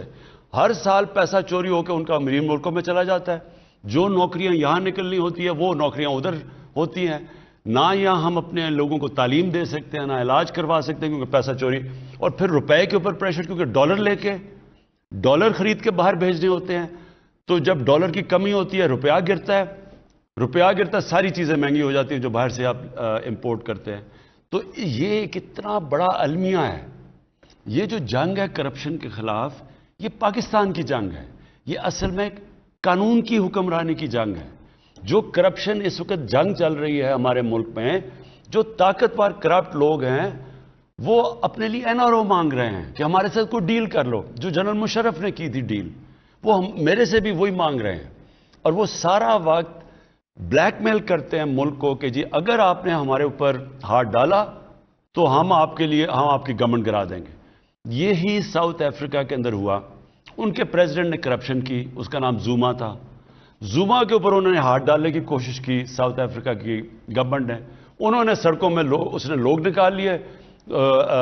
مظاہرے شروع ہو گئے اور وہ گورنمنٹ پیچھے ہٹ گئی. یہی یاد رکھیں کہ ایک طاقتور اور کمزور اور غریب اور امیر ملک میں فرق ہی ہے. کسی ویسٹرن ڈیموکریسی کے اندر کسی کی جرت نہیں ہے کہ اگر اس کے اوپر کرپشن کا ایلیگیشن ہے پرائم منسٹر پہ اس کے وزیروں پہ وہ یہ نہیں کہہ سکتا کہ جی میں جواب ہی نہیں دوں گا. آپ کون ہوتے ہیں میرے اوپر سیاسی انتقامی کارروائی ہو رہی ہے. ان کو جواب دینا پڑتا ہے. اور یہی فرق ہے وہاں. اور یہی ہم پاکستان کی فیوچر کی جنگ لڑ رہے ہیں اپنے آنے والی نسلوں کی. یہی رول آف لا کی جنگ ہے قانون کی حکمرانی کی.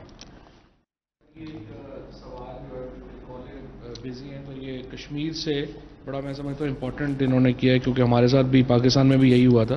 آزاد کشمیر قانون ساز اسمبلی نے 28 مئی 2021 کو ایک کالا قانون پاس کیا ہے جس کے تحت عارضی کانٹریکٹ اور ایڈ ہاک بھرتیاں بغیر ٹیسٹ اور انٹرویو جو اپنے دور میں انہوں نے لوگ بھرتی کیے ہیں ان کو گریڈ 1 سے لے کے گریڈ 18 تک انہیں مستقل کر دیا جس پر ریاستی عوام فکر مند ہے. یعنی لوگوں کو ایڈ ہاک بھرتی کیا اور اب جاتے جاتے ان سب کو کنفرم کر دیا جیسے کہ یہاں پہ بھی آپ کو پتہ ہے سر ایسے ہی انہوں نے دیکھیں یہ قوم کے لیے ادارے کیوں تباہ ہوئے ہیں پاکستان کے.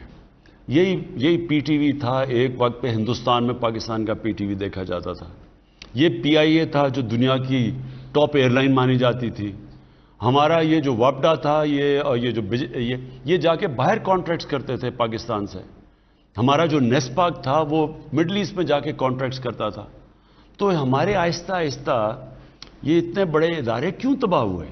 ساروں کے اندر سیاسی بھرتیاں کر کے سفارشوں کو ڈال کے ایسی انہوں نے برے حالات کیے ہیں اداروں کے کہ آپ یہ دیکھیں کہ جو پینشنز ہیں اداروں کی وہ اتنی بڑھ گئی ہیں کہ وہ تقریباً جو بجٹ ہوتا ہے اس میں زیادہ تر پینشنز میں چلا جاتا ہے. تو نہ کوئی ڈیولپ کر سکتا ہے نہ ادارہ آگے بڑھ سکتا ہے نہ جس کام کے لیے وہ ادارہ بنا ہوتا ہے نہ وہ کام پورا کر سکتا ہے.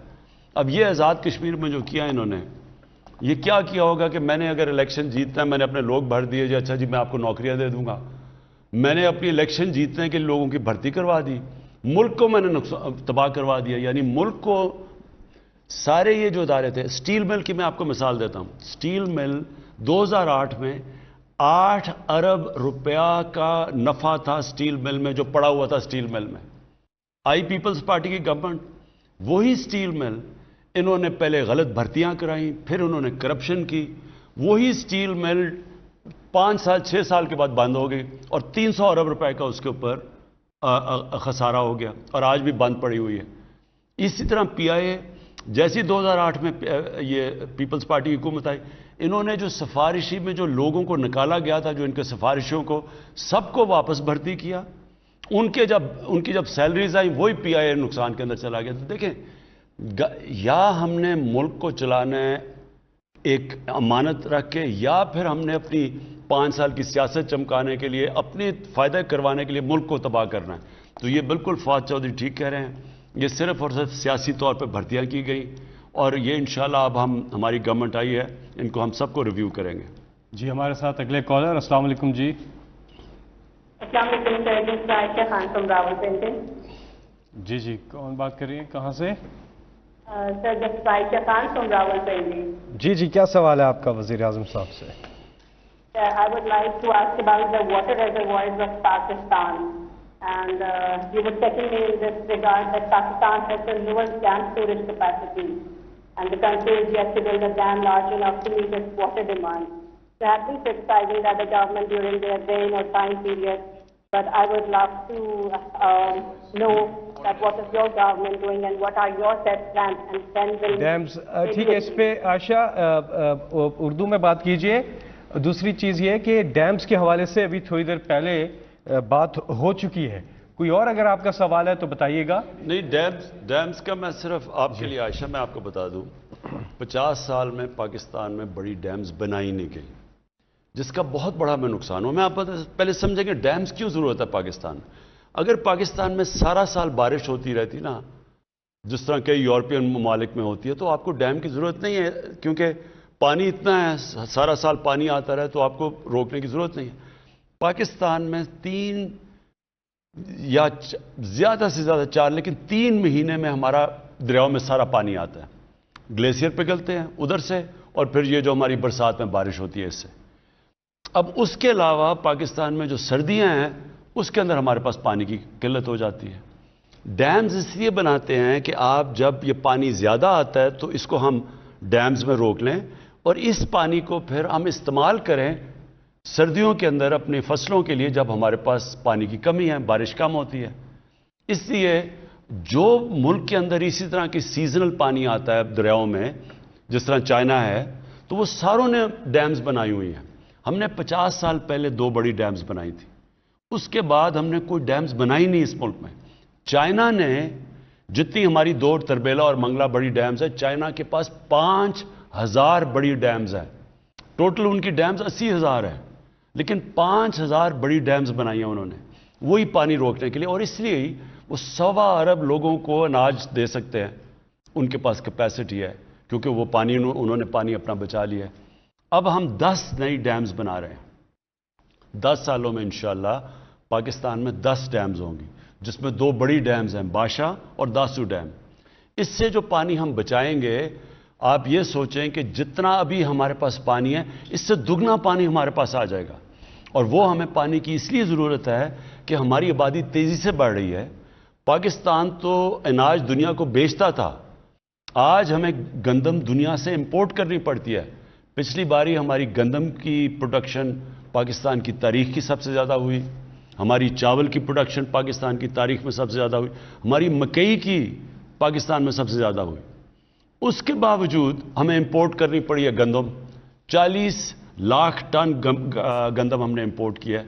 اور جب باہر سے ہم چیزیں منگواتے ہیں ہمارا ڈالر بھی خرچ ہوتا ہے ہمارے وہ، اور باہر اگر مہنگی ہو تو وہ یہاں مہنگائی بھی ہو جاتی ہے. اس لیے اب ہمیں سوچنا پڑے گا کہ آگے ہماری بڑھتی ہوئی آبادی کو ہم نے کیسے ان کے لیے اناج پورا کرنا ہے.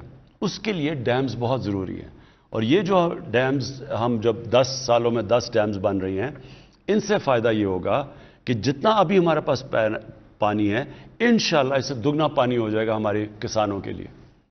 جی اگلے کالر سے ہم بات کریں گے. السلام علیکم جی. السلام علیکم. جی وعلیکم السلام جی. کون بات کر رہی ہیں؟ جی میں ہیرا طارق بات کر رہی ہوں اٹک سٹی سے. جی سر میں سعودی اقامہ ہولڈر ہوں. ہم پچھلے 1 سال سے پاکستان میں اسٹک ہیں due to suspension of flight. جو اونلی آپشن جو اویلیبل ہے ہمیں اس وقت وہ کوارنٹین کی ہے تھرو 3rd کنٹری، جو کہ ہائیلی ایکسپینسو ہے. ابھی آپ سے ریکویسٹ ہے کہ آپ کے پرسنل ریلیشن بھی ہیں سعودیہ کے ساتھ، وہ آپ کا بہت ریگارڈ بھی کرتے ہیں، تو ان سے بات کی جائے کہ اگر افغانستان جیسی کنٹری کے لیے ڈائریکٹ فلائٹس اوپن ہیں اور ہم لوگوں نے ریکمینڈڈ ڈوزز بھی لگا لی ہیں ویکسین کی، تو ان لوگوں نے ابھی تک فلائٹس ہمارے لیے کیوں اوپن نہیں کی ہیں؟ اب بچوں کے اسکولس بھی کھل گئے ہیں، آفیسز بھی کھل گئے ہیں، اور اب ہمارے لیے بہت پریشانی ہو رہی ہے، اور ہم جیسی بہت سی فیملیز یہاں اسٹک ہیں پاکستان میں۔ جی مجھے اس کا پوری طرح علم ہے۔ میں نے ابھی جو سعودی ایمبیسڈر آئے تھے، سعودی فورن منسٹر آئے تھے، ان سے میں نے پوری تفصیل میں بات کی، اور میں نے پیغام دیا شیخ محمد کے لیے کہ ہمارے بہت زیادہ لوگ متاثر ہوئے ہیں، تو ان کے لیے ان کے جو بھی مسئلے مسائل اور بھی مسئلے مسائل تھے فلائٹس کے علاوہ، تو انہوں نے مجھے شیورٹی تو دیا کہ وہ جب وہ واپس انہوں نے جانا تھا تو انہوں نے شیورٹی دی تھی کہ وہ انشاءاللہ یہ ہمارا مسئلہ حل کریں گے۔ جی آپ کال کر رہے ہیں 051-922-4900 پہ۔ اگلے کالر ہمارے ساتھ۔ جی السلام علیکم۔ جی السلام علیکم۔ جی کون صاحب؟ جی راجہ صابر بات کر رہا ہوں اسلام آباد سے۔ جی کیا سوال ہے آپ کا؟ جی وزیر اعظم صاحب سے۔ میرے پرائم منسٹر صاحب سے چھوٹے چھوٹے سے دو عوامی نوید کے سوال ہیں۔ ایک تو حالیہ بجٹ میں گاڑی کی قیمت میں کمی کی گئی تھی، جس سے عوام کو ابھی تک کوئی فائدہ نہیں منتقل ہو سکا، کیونکہ خطے میں سب سے مہنگی گاڑی تو پاکستان میں فروخت کی جا رہی ہے اور گاڑیوں کی روسیٹی بھی نہیں ہے۔ اصل رقم دینے کے بعد بھی ابھی تک بھی آن پہ گاڑی مل رہی ہے، جبکہ اصل قیمت پہ نہیں مل رہی۔ اس پہ ذرا وزیر صاحب بتائیے گا۔ اور دوسرا سوال میرا یہ ہے کہ پاکستان سے بینک کے ذریعے علاج اور پڑھائی کے علاوہ کوئی رقم بیرون ملک میں منتقل نہیں ہو رہی۔ کوئی پراپرٹی یا کاروبار کرنا چاہتا ہے تو بینک تعاون نہیں کرتا، جس کے لیے لوگوں کو غلط راستہ استعمال کرنا پڑتا ہے۔ آپ خود کہتے ہیں جو جائز فائلر ہیں، جو ٹیکس پیئر ہیں، وہ کاروبار کر سکتے ہیں۔ اس بارے میں بھی اسٹیٹ بینک اور ایف بی آر کے چیئرمین سے ہدایت دی جائے تو جو جائز کام کرنا چاہتے ہیں، ملک سے باہر اپنا کاروبار پیسہ انویسٹ کرنا چاہتے ہیں، اس پہ میرا تفصیل عوام آپ سے جاننا چاہتے ہیں۔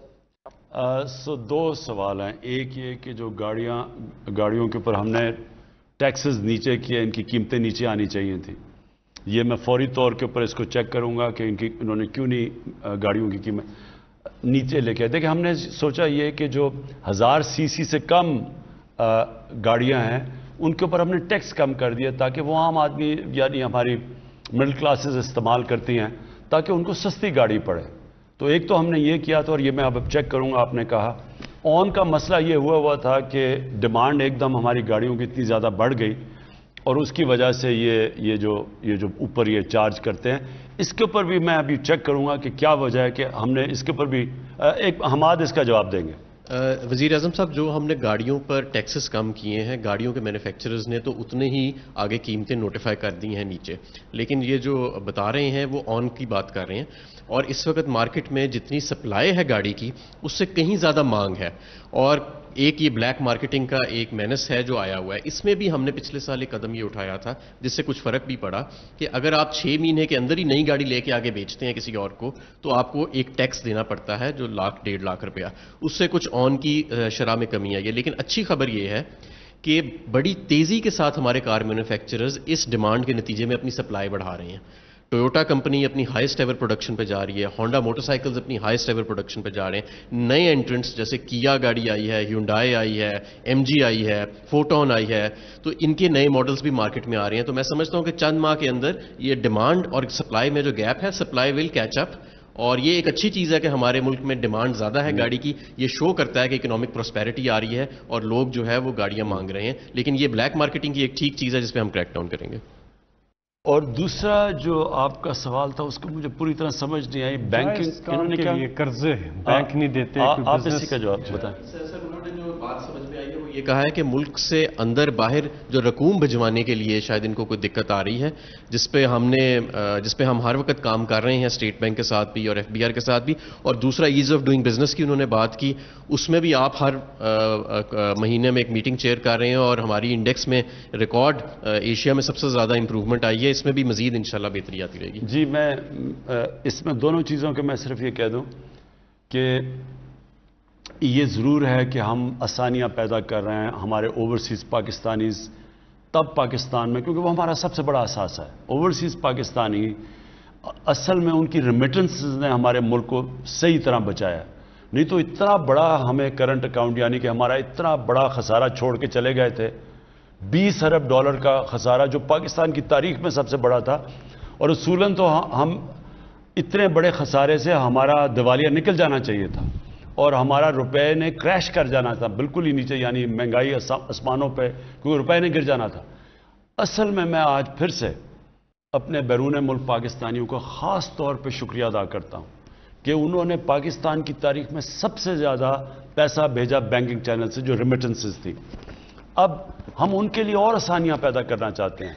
हमारा जो रोशन डिजिटल अकाउंट है उसके अंदर हम और इनके लिए सहूलतें पैदा करना चाहते हैं ताकि आसानी से ये अपना पैसा अंदर भी ले आएँ और अगर बाहर निकालना चाहते हैं तो बाहर भी ले जाएं।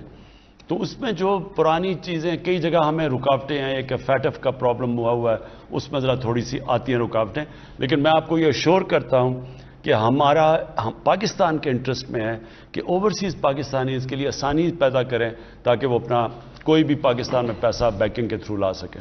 इनके एक क्वेश्चन का वज़ीर आज़म साहब एक पार्ट था कि जो बैंक से कर्जा लेते हैं या पैसे बाहर भेजते हैं तो लीगल मीन्स से भेजने वालों के लिए बड़ी रुकावटें हैं, जबकि इलीगल मीन्स से भेजने के लिए आसानियां हैं कि कोई नाजायज़ तरीके से भेजता है, बैंकिंग चैनल से नहीं भेजता। वो कह रहे हैं ये रुकावटें जो हैं स्टेट बैंक को चाहिए कि वो दूर करें। अब मैं इसका यही मैं आपको कह रहा था, हमारी कोशिश तो यही है, लेकिन मैं हमाद को कहूँगा ज़रा इसको जवाब दें। इसमें सर क्योंकि कुछ फैटफ के कंप्लायंस के इश्यूज थे जो कभी कभी ईज ऑफ डूइंग बिजनेस यानी कारोबार में आसानी के साथ क्लैश कर जाते हैं, लेकिन बहरहाल वो भी हमारी जिम्मेदारी है और हमने फैटफ की कंप्लायंस को फिलहाल जो थी वो कुछ तरजीह दी थी।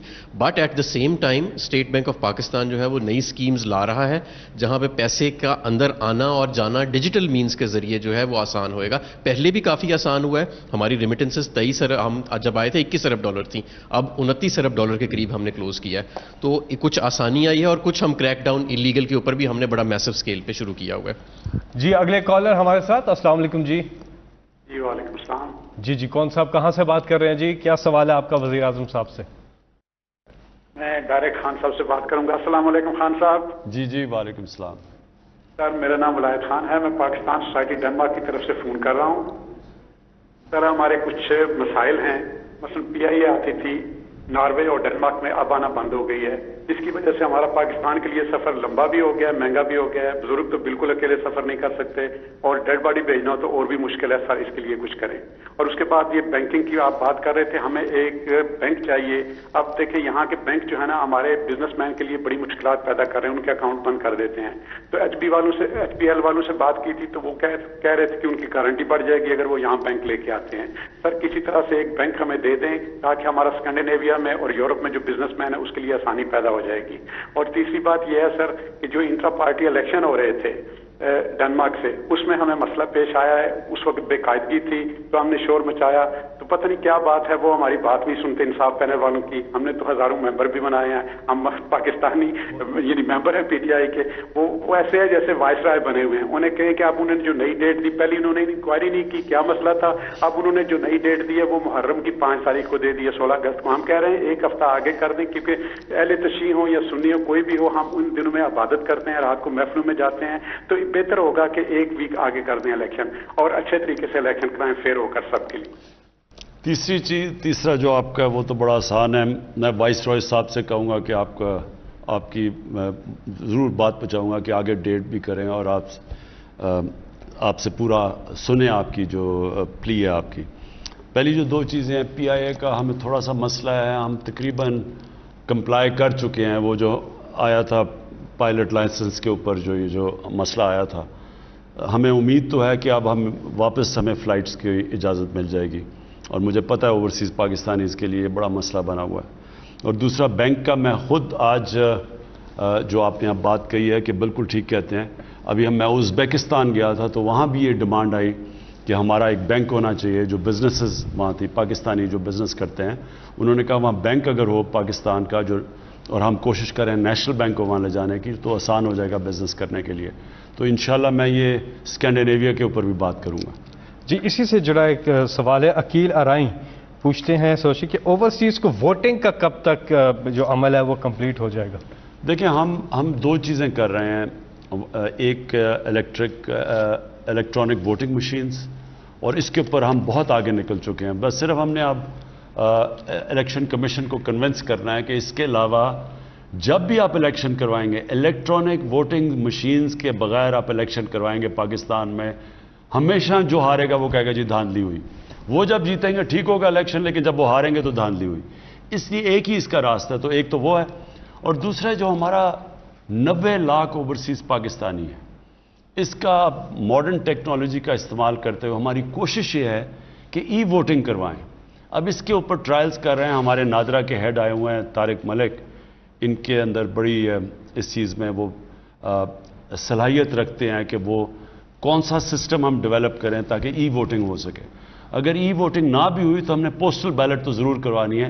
ओवरसीज़ पाकिस्तानीज़ को हमने ज़रूर, वो इतना बड़ा हमारा मुल्क का असासा है, उसको ज़रूर हमने दायरे में लेके आना है इलेक्शंस के। यहाँ पे हम एक छोटा सा वक्फा लेंगे और उसके बाद फिर वापस आएंगे। 24900 हमारे साथ अगले कॉलर। जी अस्सलाम वालेकुम। अस्सलाम वालेकुम। जी वालेकुम सलाम। जी सर, मेरा नाम तहरीम रिफत है, मैं झेलम सिटी से बात कर रही हूँ। मोहतरम प्राइम मिनिस्टर साहब, मेरा सवाल ये है कि आप हमेशा ही रियासत मदीना की बात करते हैं, जिसे सुनकर बहुत खुशी होती है, लेकिन वज़ीर आज़म साहब, रियासत मदीना का आगाज़ तो गुर्बत के खात्मे के लिए किया गया था। नबी करीम सल्लल्लाहु अलैहि वसल्लम ने गुर्बत के गरीब मुहाजिरीन को अमीर अंसारी का भाई बनाया, जिससे गरीब पे बोझ आने की बजाय अमीरों के वसाइल गरीबों में तकसीम हुए। लेकिन आज आपके 3 साल दौरे इक़्तिदार में महंगाई का जिन आपे से बाहर हो चुका है। बिजली और पेट्रोल की कीमतें इंतहा को छू रही हैं। अगर आप वाकई वतन अजीज पाकिस्तान को रियासत मदीना का मॉडल बनाने में मुखलिस हैं, तो प्लीज़ हमें बताएं कि आपकी हुकूमत महंगाई के सामने बेबस क्यों नजर आती है। बहुत शुक्रिया। अच्छा जी, अब मैं एंड पे आ रहा हूं, तो इसलिए मैं ज़रूरी है कि आप सारों को अपनी जो विज़न है पाकिस्तान की, वो मैं वो बताऊं कि विज़न क्या है और हम किस तरह उस विज़न की तरफ जा रहे हैं, ताकि आपको ये पता हो ना किबला कौन सा हमारा, हम जा किधर रहे हैं। यानी ये जो सारी कोशिशें कर रहे हैं, ये किस मंजिल की तरफ है। देखें, जब आप नमाज पढ़ते हैं ना 5 वक्त पे, जब आप अल्लाह से सिर्फ एक ही चीज़ नमाज पढ़ के मांगते हैं कि अल्लाह हमें उनके रास्ते पे लगा जिनको तूने नेमतें बख्शी, सिर्फ एक चीज़ मांगते हैं।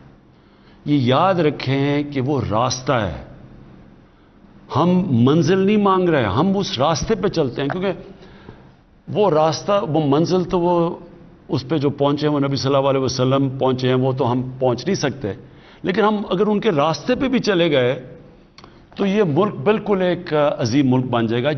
ये बना था इस्लामी फलाई रियासत, ये इसका मकसद था पाकिस्तान का बनने का। अब मैं आपको बताऊं कि वो रास्ते के अंदर कौन से असूल हैं जिनके ऊपर वो मदीना की रियासत खड़ी हुई थी, और उन असूलों को हम कितना अपना चुके हैं। सबसे बड़ा असूल ये था कि फलाई रियासत बनी थी गुर्बत कम करने के लिए, निचले तबके को ऊपर उठाने के लिए बनी थी, पहली दफ़ा दुनिया की तारीख में। मैं पहले ये बताऊंगा, तो पहला ये ऑब्जेक्टिव था। दूसरा, कानून की बालादस्ती।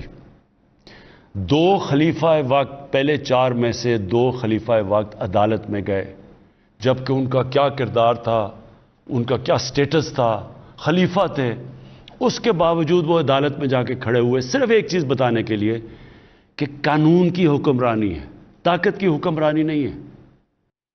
तो दूसरी चीज़ ये कि कितनी हमारी जद्दोजहद उधर किधर है, उस रास्ते पे हम निकले हैं या नहीं निकले। और तीसरी कि जब ला इलाहा इल्लल्लाह एक इंसान पढ़ लेता है, तो फिर किसी और इंसान या किसी के सामने झुकना शिर्क होता है। ला इलाहा इल्लल्लाह एक इंसान को आज़ाद कर देता है, ये बेशर्मी से, बेगैरती से, हाथ फैलाने से। एक ला इलाहा इल्लल्लाह एक छोटे से इंसान को बड़ा इंसान बना देता है, एक खुददार कौम। और ये 3 प्रिंसिपल्स पे खड़ी हुई थी मदीना की रियासत। जब हमारे नबी सल्लल्लाहु अलैहि वसल्लम ने ख़त भेजे पर्शियन एम्परर को, एक सुपर पावर, दूसरी तरफ Roman emperor, Byzantine emperor Hercules, उसको जब ख़त भेजा तो उन्होंने इमदाद मांगने के लिए नहीं भेजा। उन्होंने ये नहीं कहा हमें कर्जे दे दो या हमें एड दे दो, हमारे हालात बड़े बुरे, और बुरे हालात थे मुसलमानों के। جو ابھی آپ نے سوال پوچھا، آپ نے ایک چیز 3 سال کی ابھی بات کی نا، آپ اگر تاریخ اٹھا کے پہلے 5 سال دیکھ لیں مدینہ کی ریاست کے، تو برے حالات تھے مسلمانوں کے. وہ دنیا کے عظیم ترین لیڈر بھی تھے، لیکن ایک دم حالات ٹھیک نہیں ہوئے.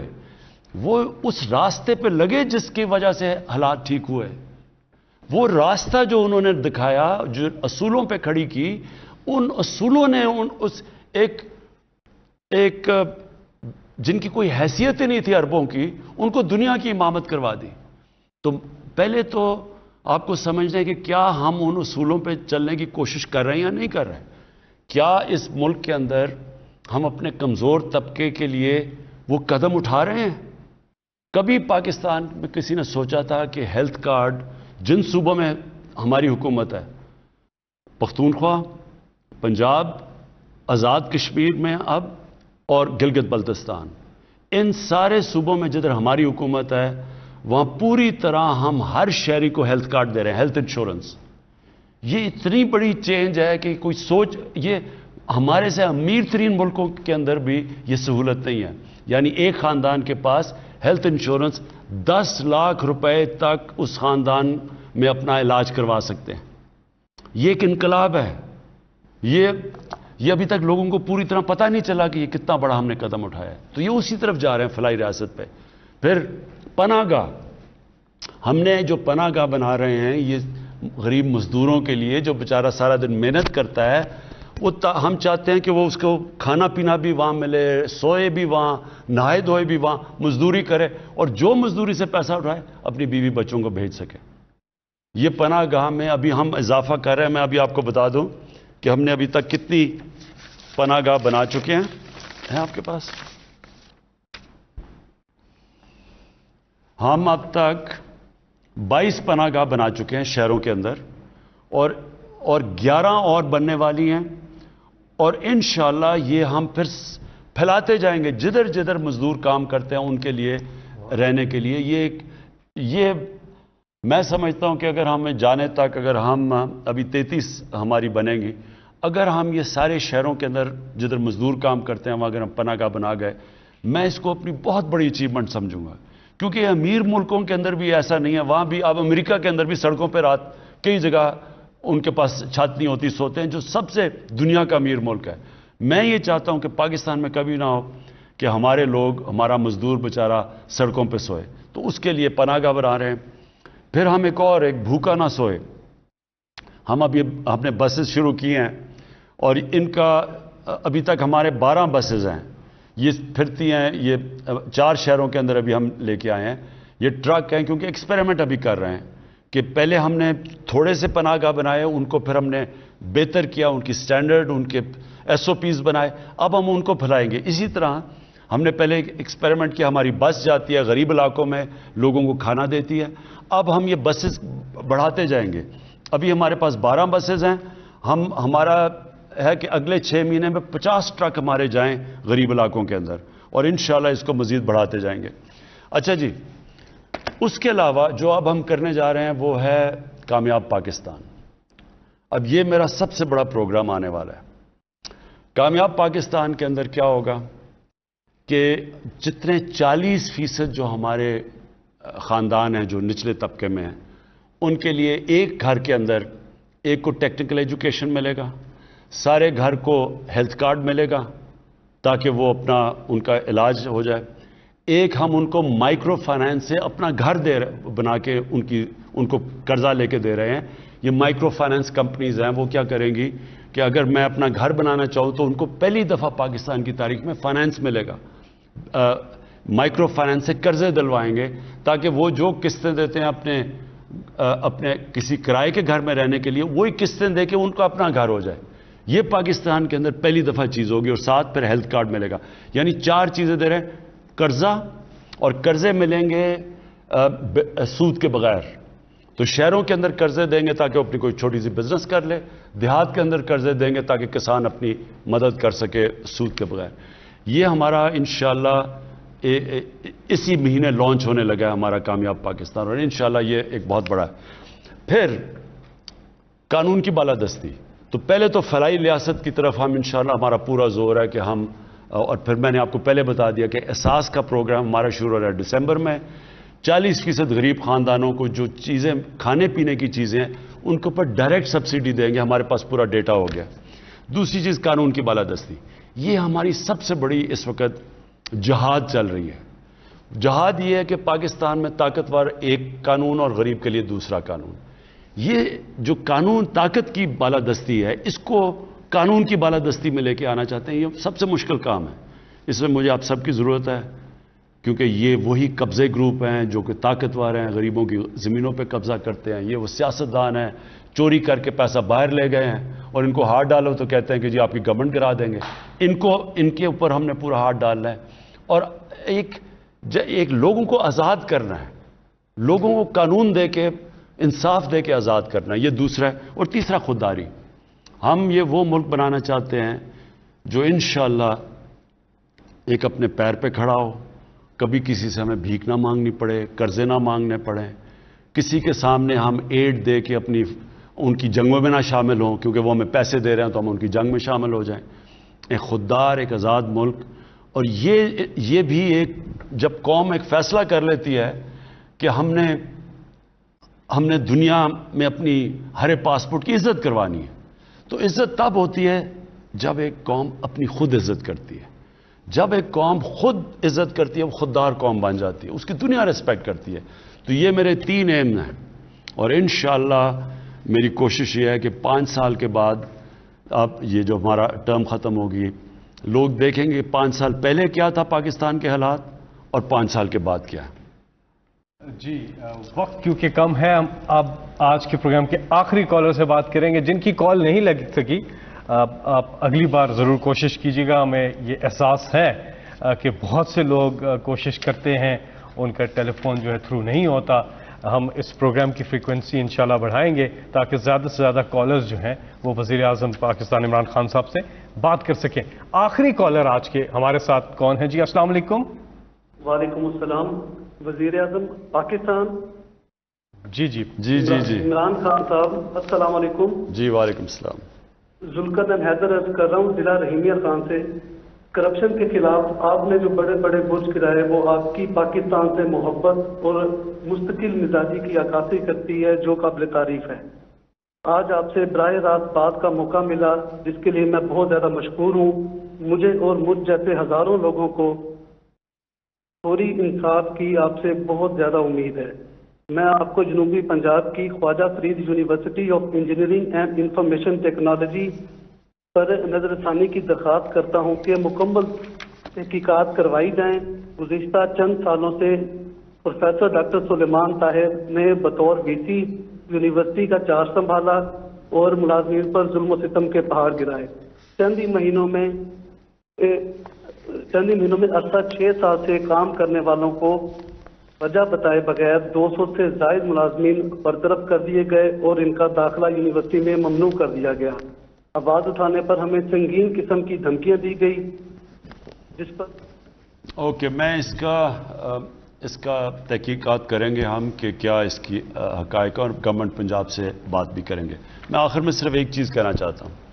देखें, हमारे लिए सबसे बड़ा जो मसला है ना, जो मेरे लिए हुकूमत के लिए तकलीफ दे रहा है, वो जो महंगाई है।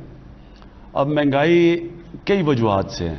एक है कि आपकी इंपोर्ट्स, जब आप चीज़ें इंपोर्ट करते हैं, खाने पीने की चीज़ें, तो जब हमारा प्रेशर पड़ा और रुपया नीचे आया, तो और रुपया क्यों नीचे आया? क्योंकि हमारे पास इतना बड़ा खसारा करके छोड़ के चले गए, जिसको करंट अकाउंट कहते हैं, यानी डॉलर्स हमारे कम हो गए मुल्क में, उसकी वजह से रुपए गिर गया, डॉलर की कीमत ऊपर चली गई, सारी चीज़ें महंगी हो गई। एक तो वो है। दूसरा हमारा मसला ये है कि हमारे मुल्क में बदकिस्मती से जो किसान चीज़ें प्रोड्यूस करता है और वो जो बिकती हैं आके शहरों में रिटेल में, उसमें बहुत बड़ा फ़र्क है। अब उसको हम कम करने के लिए, ताकि किसान को भी ज़्यादा पैसा मिले और लोगों के लिए भी सस्ती चीज़ें, उसके लिए हम स्टोरेज 800 नई स्टोरेज बना रहे हैं। क्योंकि किसान के पास अगर स्टोरेज हो जाए तो फिर उसको जल्दी जल्दी अपना सामान नहीं बेचना पड़ता। और उसको अगर हम क्रेडिट दे दें, किसान कार्ड लेके आ रहे हैं ताकि उसके पास कर्जा भी आ जाए, ताकि वो आर्थिक के पास ना जाए और फिर उसकी भी चीज़ महंगी बिके और लोगों के लिए भी सस्ती हो, तो उसके ऊपर हम पूरा काम कर रहे हैं। لیکن میں اس کے باوجود آپ کو کہنا چاہتا ہوں، یہ میرے پاس ٹیبل ہے، دنیا میں جتنے بھی ملک ہیں آج، اس کی پوری لسٹ میرے پاس ہے. اس میں آپ یقین کریں کہ آج جو سب سے سستا ملک دنیا میں، وہ کون سا ملک ہے؟ وہ آپ کا پاکستان ہے. اس وقت ہمارا ملک دنیا میں سب سے سستا ہے رہنے کے لیے. ہمارے سے اوپر ہے افغانستان، پھر ہندوستان، پھر سیریا، پھر ٹونیزیا، ازبیکستان، وینزویلا. یعنی ہم ان سارے ملکوں میں سے، یہ پوری میری لسٹ ہے، ان میں سے آج بھی پاکستان سب سے سستا ہے. پٹرول لوگ بدقسمتی سے لوگ ہمیں قیمت بڑھانی پڑتی ہے. قیمت کیوں بڑھانی پڑتی ہے؟ کیونکہ باہر تیل بڑی تیزی سے مہنگا ہو گیا، پتہ نہیں کتنا 6 مہینے میں کدھر سے کدھر پہنچ گیا تیل. 47% بڑھا ہے تیل دنیا میں. تو ہم کیونکہ امپورٹ کرتے ہیں تو ہمیں بھی بڑھانا پڑتا ہے. تو دنیا میں 47% بڑھا ہے، پاکستان میں 11% بڑھا ہے صرف. آج سارے ملکوں میں سے جدھر جو تیل امپورٹ کرتے ہیں، سب سے سستا پیٹرول اور ڈیزل پاکستان میں ہے. صرف جو 27 ملک جنہوں میں ہمارے سے زیادہ سستا ہے، وہ خود ان کے ملک میں تیل ہے، ان کو امپورٹ نہیں کرنا پڑتا. تو جو امپورٹ کرتے ہیں ملک جس طرح پاکستان ہے، ہم دنیا میں آج سب سے سستا پیٹرول اور ڈیزل ہمارے ملک میں. کہنے کی یہ کوشش کر رہا ہوں کہ ہم جدوجہد کر رہے ہیں قیمتیں نیچے لانے کے لیے. یعنی یہ ہمارا سارا وقت، ہر ہفتے میٹنگ ہوتی ہے کہ کیسے ہم نے روکنا ہے، لوگوں کے لیے آسانیاں پیدا کرنی ہے. اور آخری بات یہ کہنا چاہتا ہوں کہ جو تنخواہ دار طبقہ ہے، اس کو تو واقعی ہٹ ہوئی ہے کہ اگر آپ کی تنخواہیں ہیں تو جب چیزیں اوپر گئی ہیں، تنخواہ دار طبقے کے لیے مشکل وقت ہے. اور ان کے لیے ہم نے ابھی سیلری ان کی انکریز کی ہے، بڑھائی ہے اس باری. لیکن جو باقی کسان ہیں دیہات میں، ادھر تو 1100 ارب روپیہ پہلی دفعہ مزید اضافی کسانوں کے پاس کیا ہے. کبھی پاکستان کی تاریخ میں اتنا زیادہ پیسہ کسانوں کے پاس نہیں گیا، کیونکہ کبھی گندم کی یہ ریٹ نہیں ملی، کبھی گنے کا یہ ریٹ نہیں ملا، کبھی مکئی کا یہ ریٹ نہیں ملا. تو یہ جو ریٹ، جو اضافی پیسہ گیا ہے، ایک تو وہاں ان کے انکم بڑھی ہے. دوسرا، اس وقت انڈسٹری کے اندر جس طرح کا اس وقت پیسہ ٹیکسٹائل انڈسٹری میں بن رہا ہے یا انڈسٹریز بنا رہی ہیں، مجھے لوگوں نے کہا کہ انہوں نے کبھی اتنا زیادہ پیسہ نہیں بنایا. اور کنسٹرکشن کے اندر جس طرح کی اس وقت آج پیسہ بن رہا ہے کنسٹرکشن کے اندر، جو آج زمین کی قیمتیں چلی گئی ہیں، پلاٹس کی اور گھروں کی، یہ بھی کبھی کسی کے پاس اتنا پیسہ نہیں آیا. تو میں صرف ریکویسٹ کروں گا کہ جو انڈسٹری والے ہیں، آپ اپنے جو مزدور ہیں ان کی آپ زیادہ تنخواہیں بڑھائیں، کیونکہ جب آپ کو اتنا فائدہ ہوا ہے تو ان کو بھی فائدہ کروائیں جو مزدوروں کو ہے. لیکن جو سیلریڈ لوگ ہیں، مجھے پتہ ہے آپ کی مشکلات ہیں. انشاءاللہ جس طرح ہمارا ٹیکس بڑھتا جا رہا ہے، ہماری آمدنی بڑھتی جا رہی ہے. آپ کو پتہ ہے ہم نے اس باری سب سے زیادہ پاکستان کی تاریخ میں ابھی ٹیکس اکٹھا کیا ہے. اور انشاءاللہ جو ہم FBR میں اب اور اصلاحات کر رہے ہیں، آٹومیشن لے کے آ رہے ہیں، تو ہماری آمدنی اور بڑھتی جائے گی. جیسی جیسی آمدنی بڑھے گی، انشاءاللہ ہم اپنی سیلریڈ کلاس کی بھی مدد کریں گے، اور ہم یہی پیسہ لگائیں گے اپنے انفراسٹرکچر کے لیے، اپنے کسانوں کے لیے، تاکہ ان کی پیداوار بڑھے. جب ہماری پیداوار بڑھے گی تو اس سے پھر ہماری جو کھانے پینے کی چیزیں بھی مہنگی نہیں ہوں گی. بہت بہت شکریہ. آپ یہ نمبر نوٹ کر لیں سٹیزن پورٹل کا، 05190000111 90000111. آپ اپنی شکایات اس پہ بھی درج کر سکتے ہیں. پھر کبھی آپ سے ملاقات ہوگی. بہت بہت شکریہ.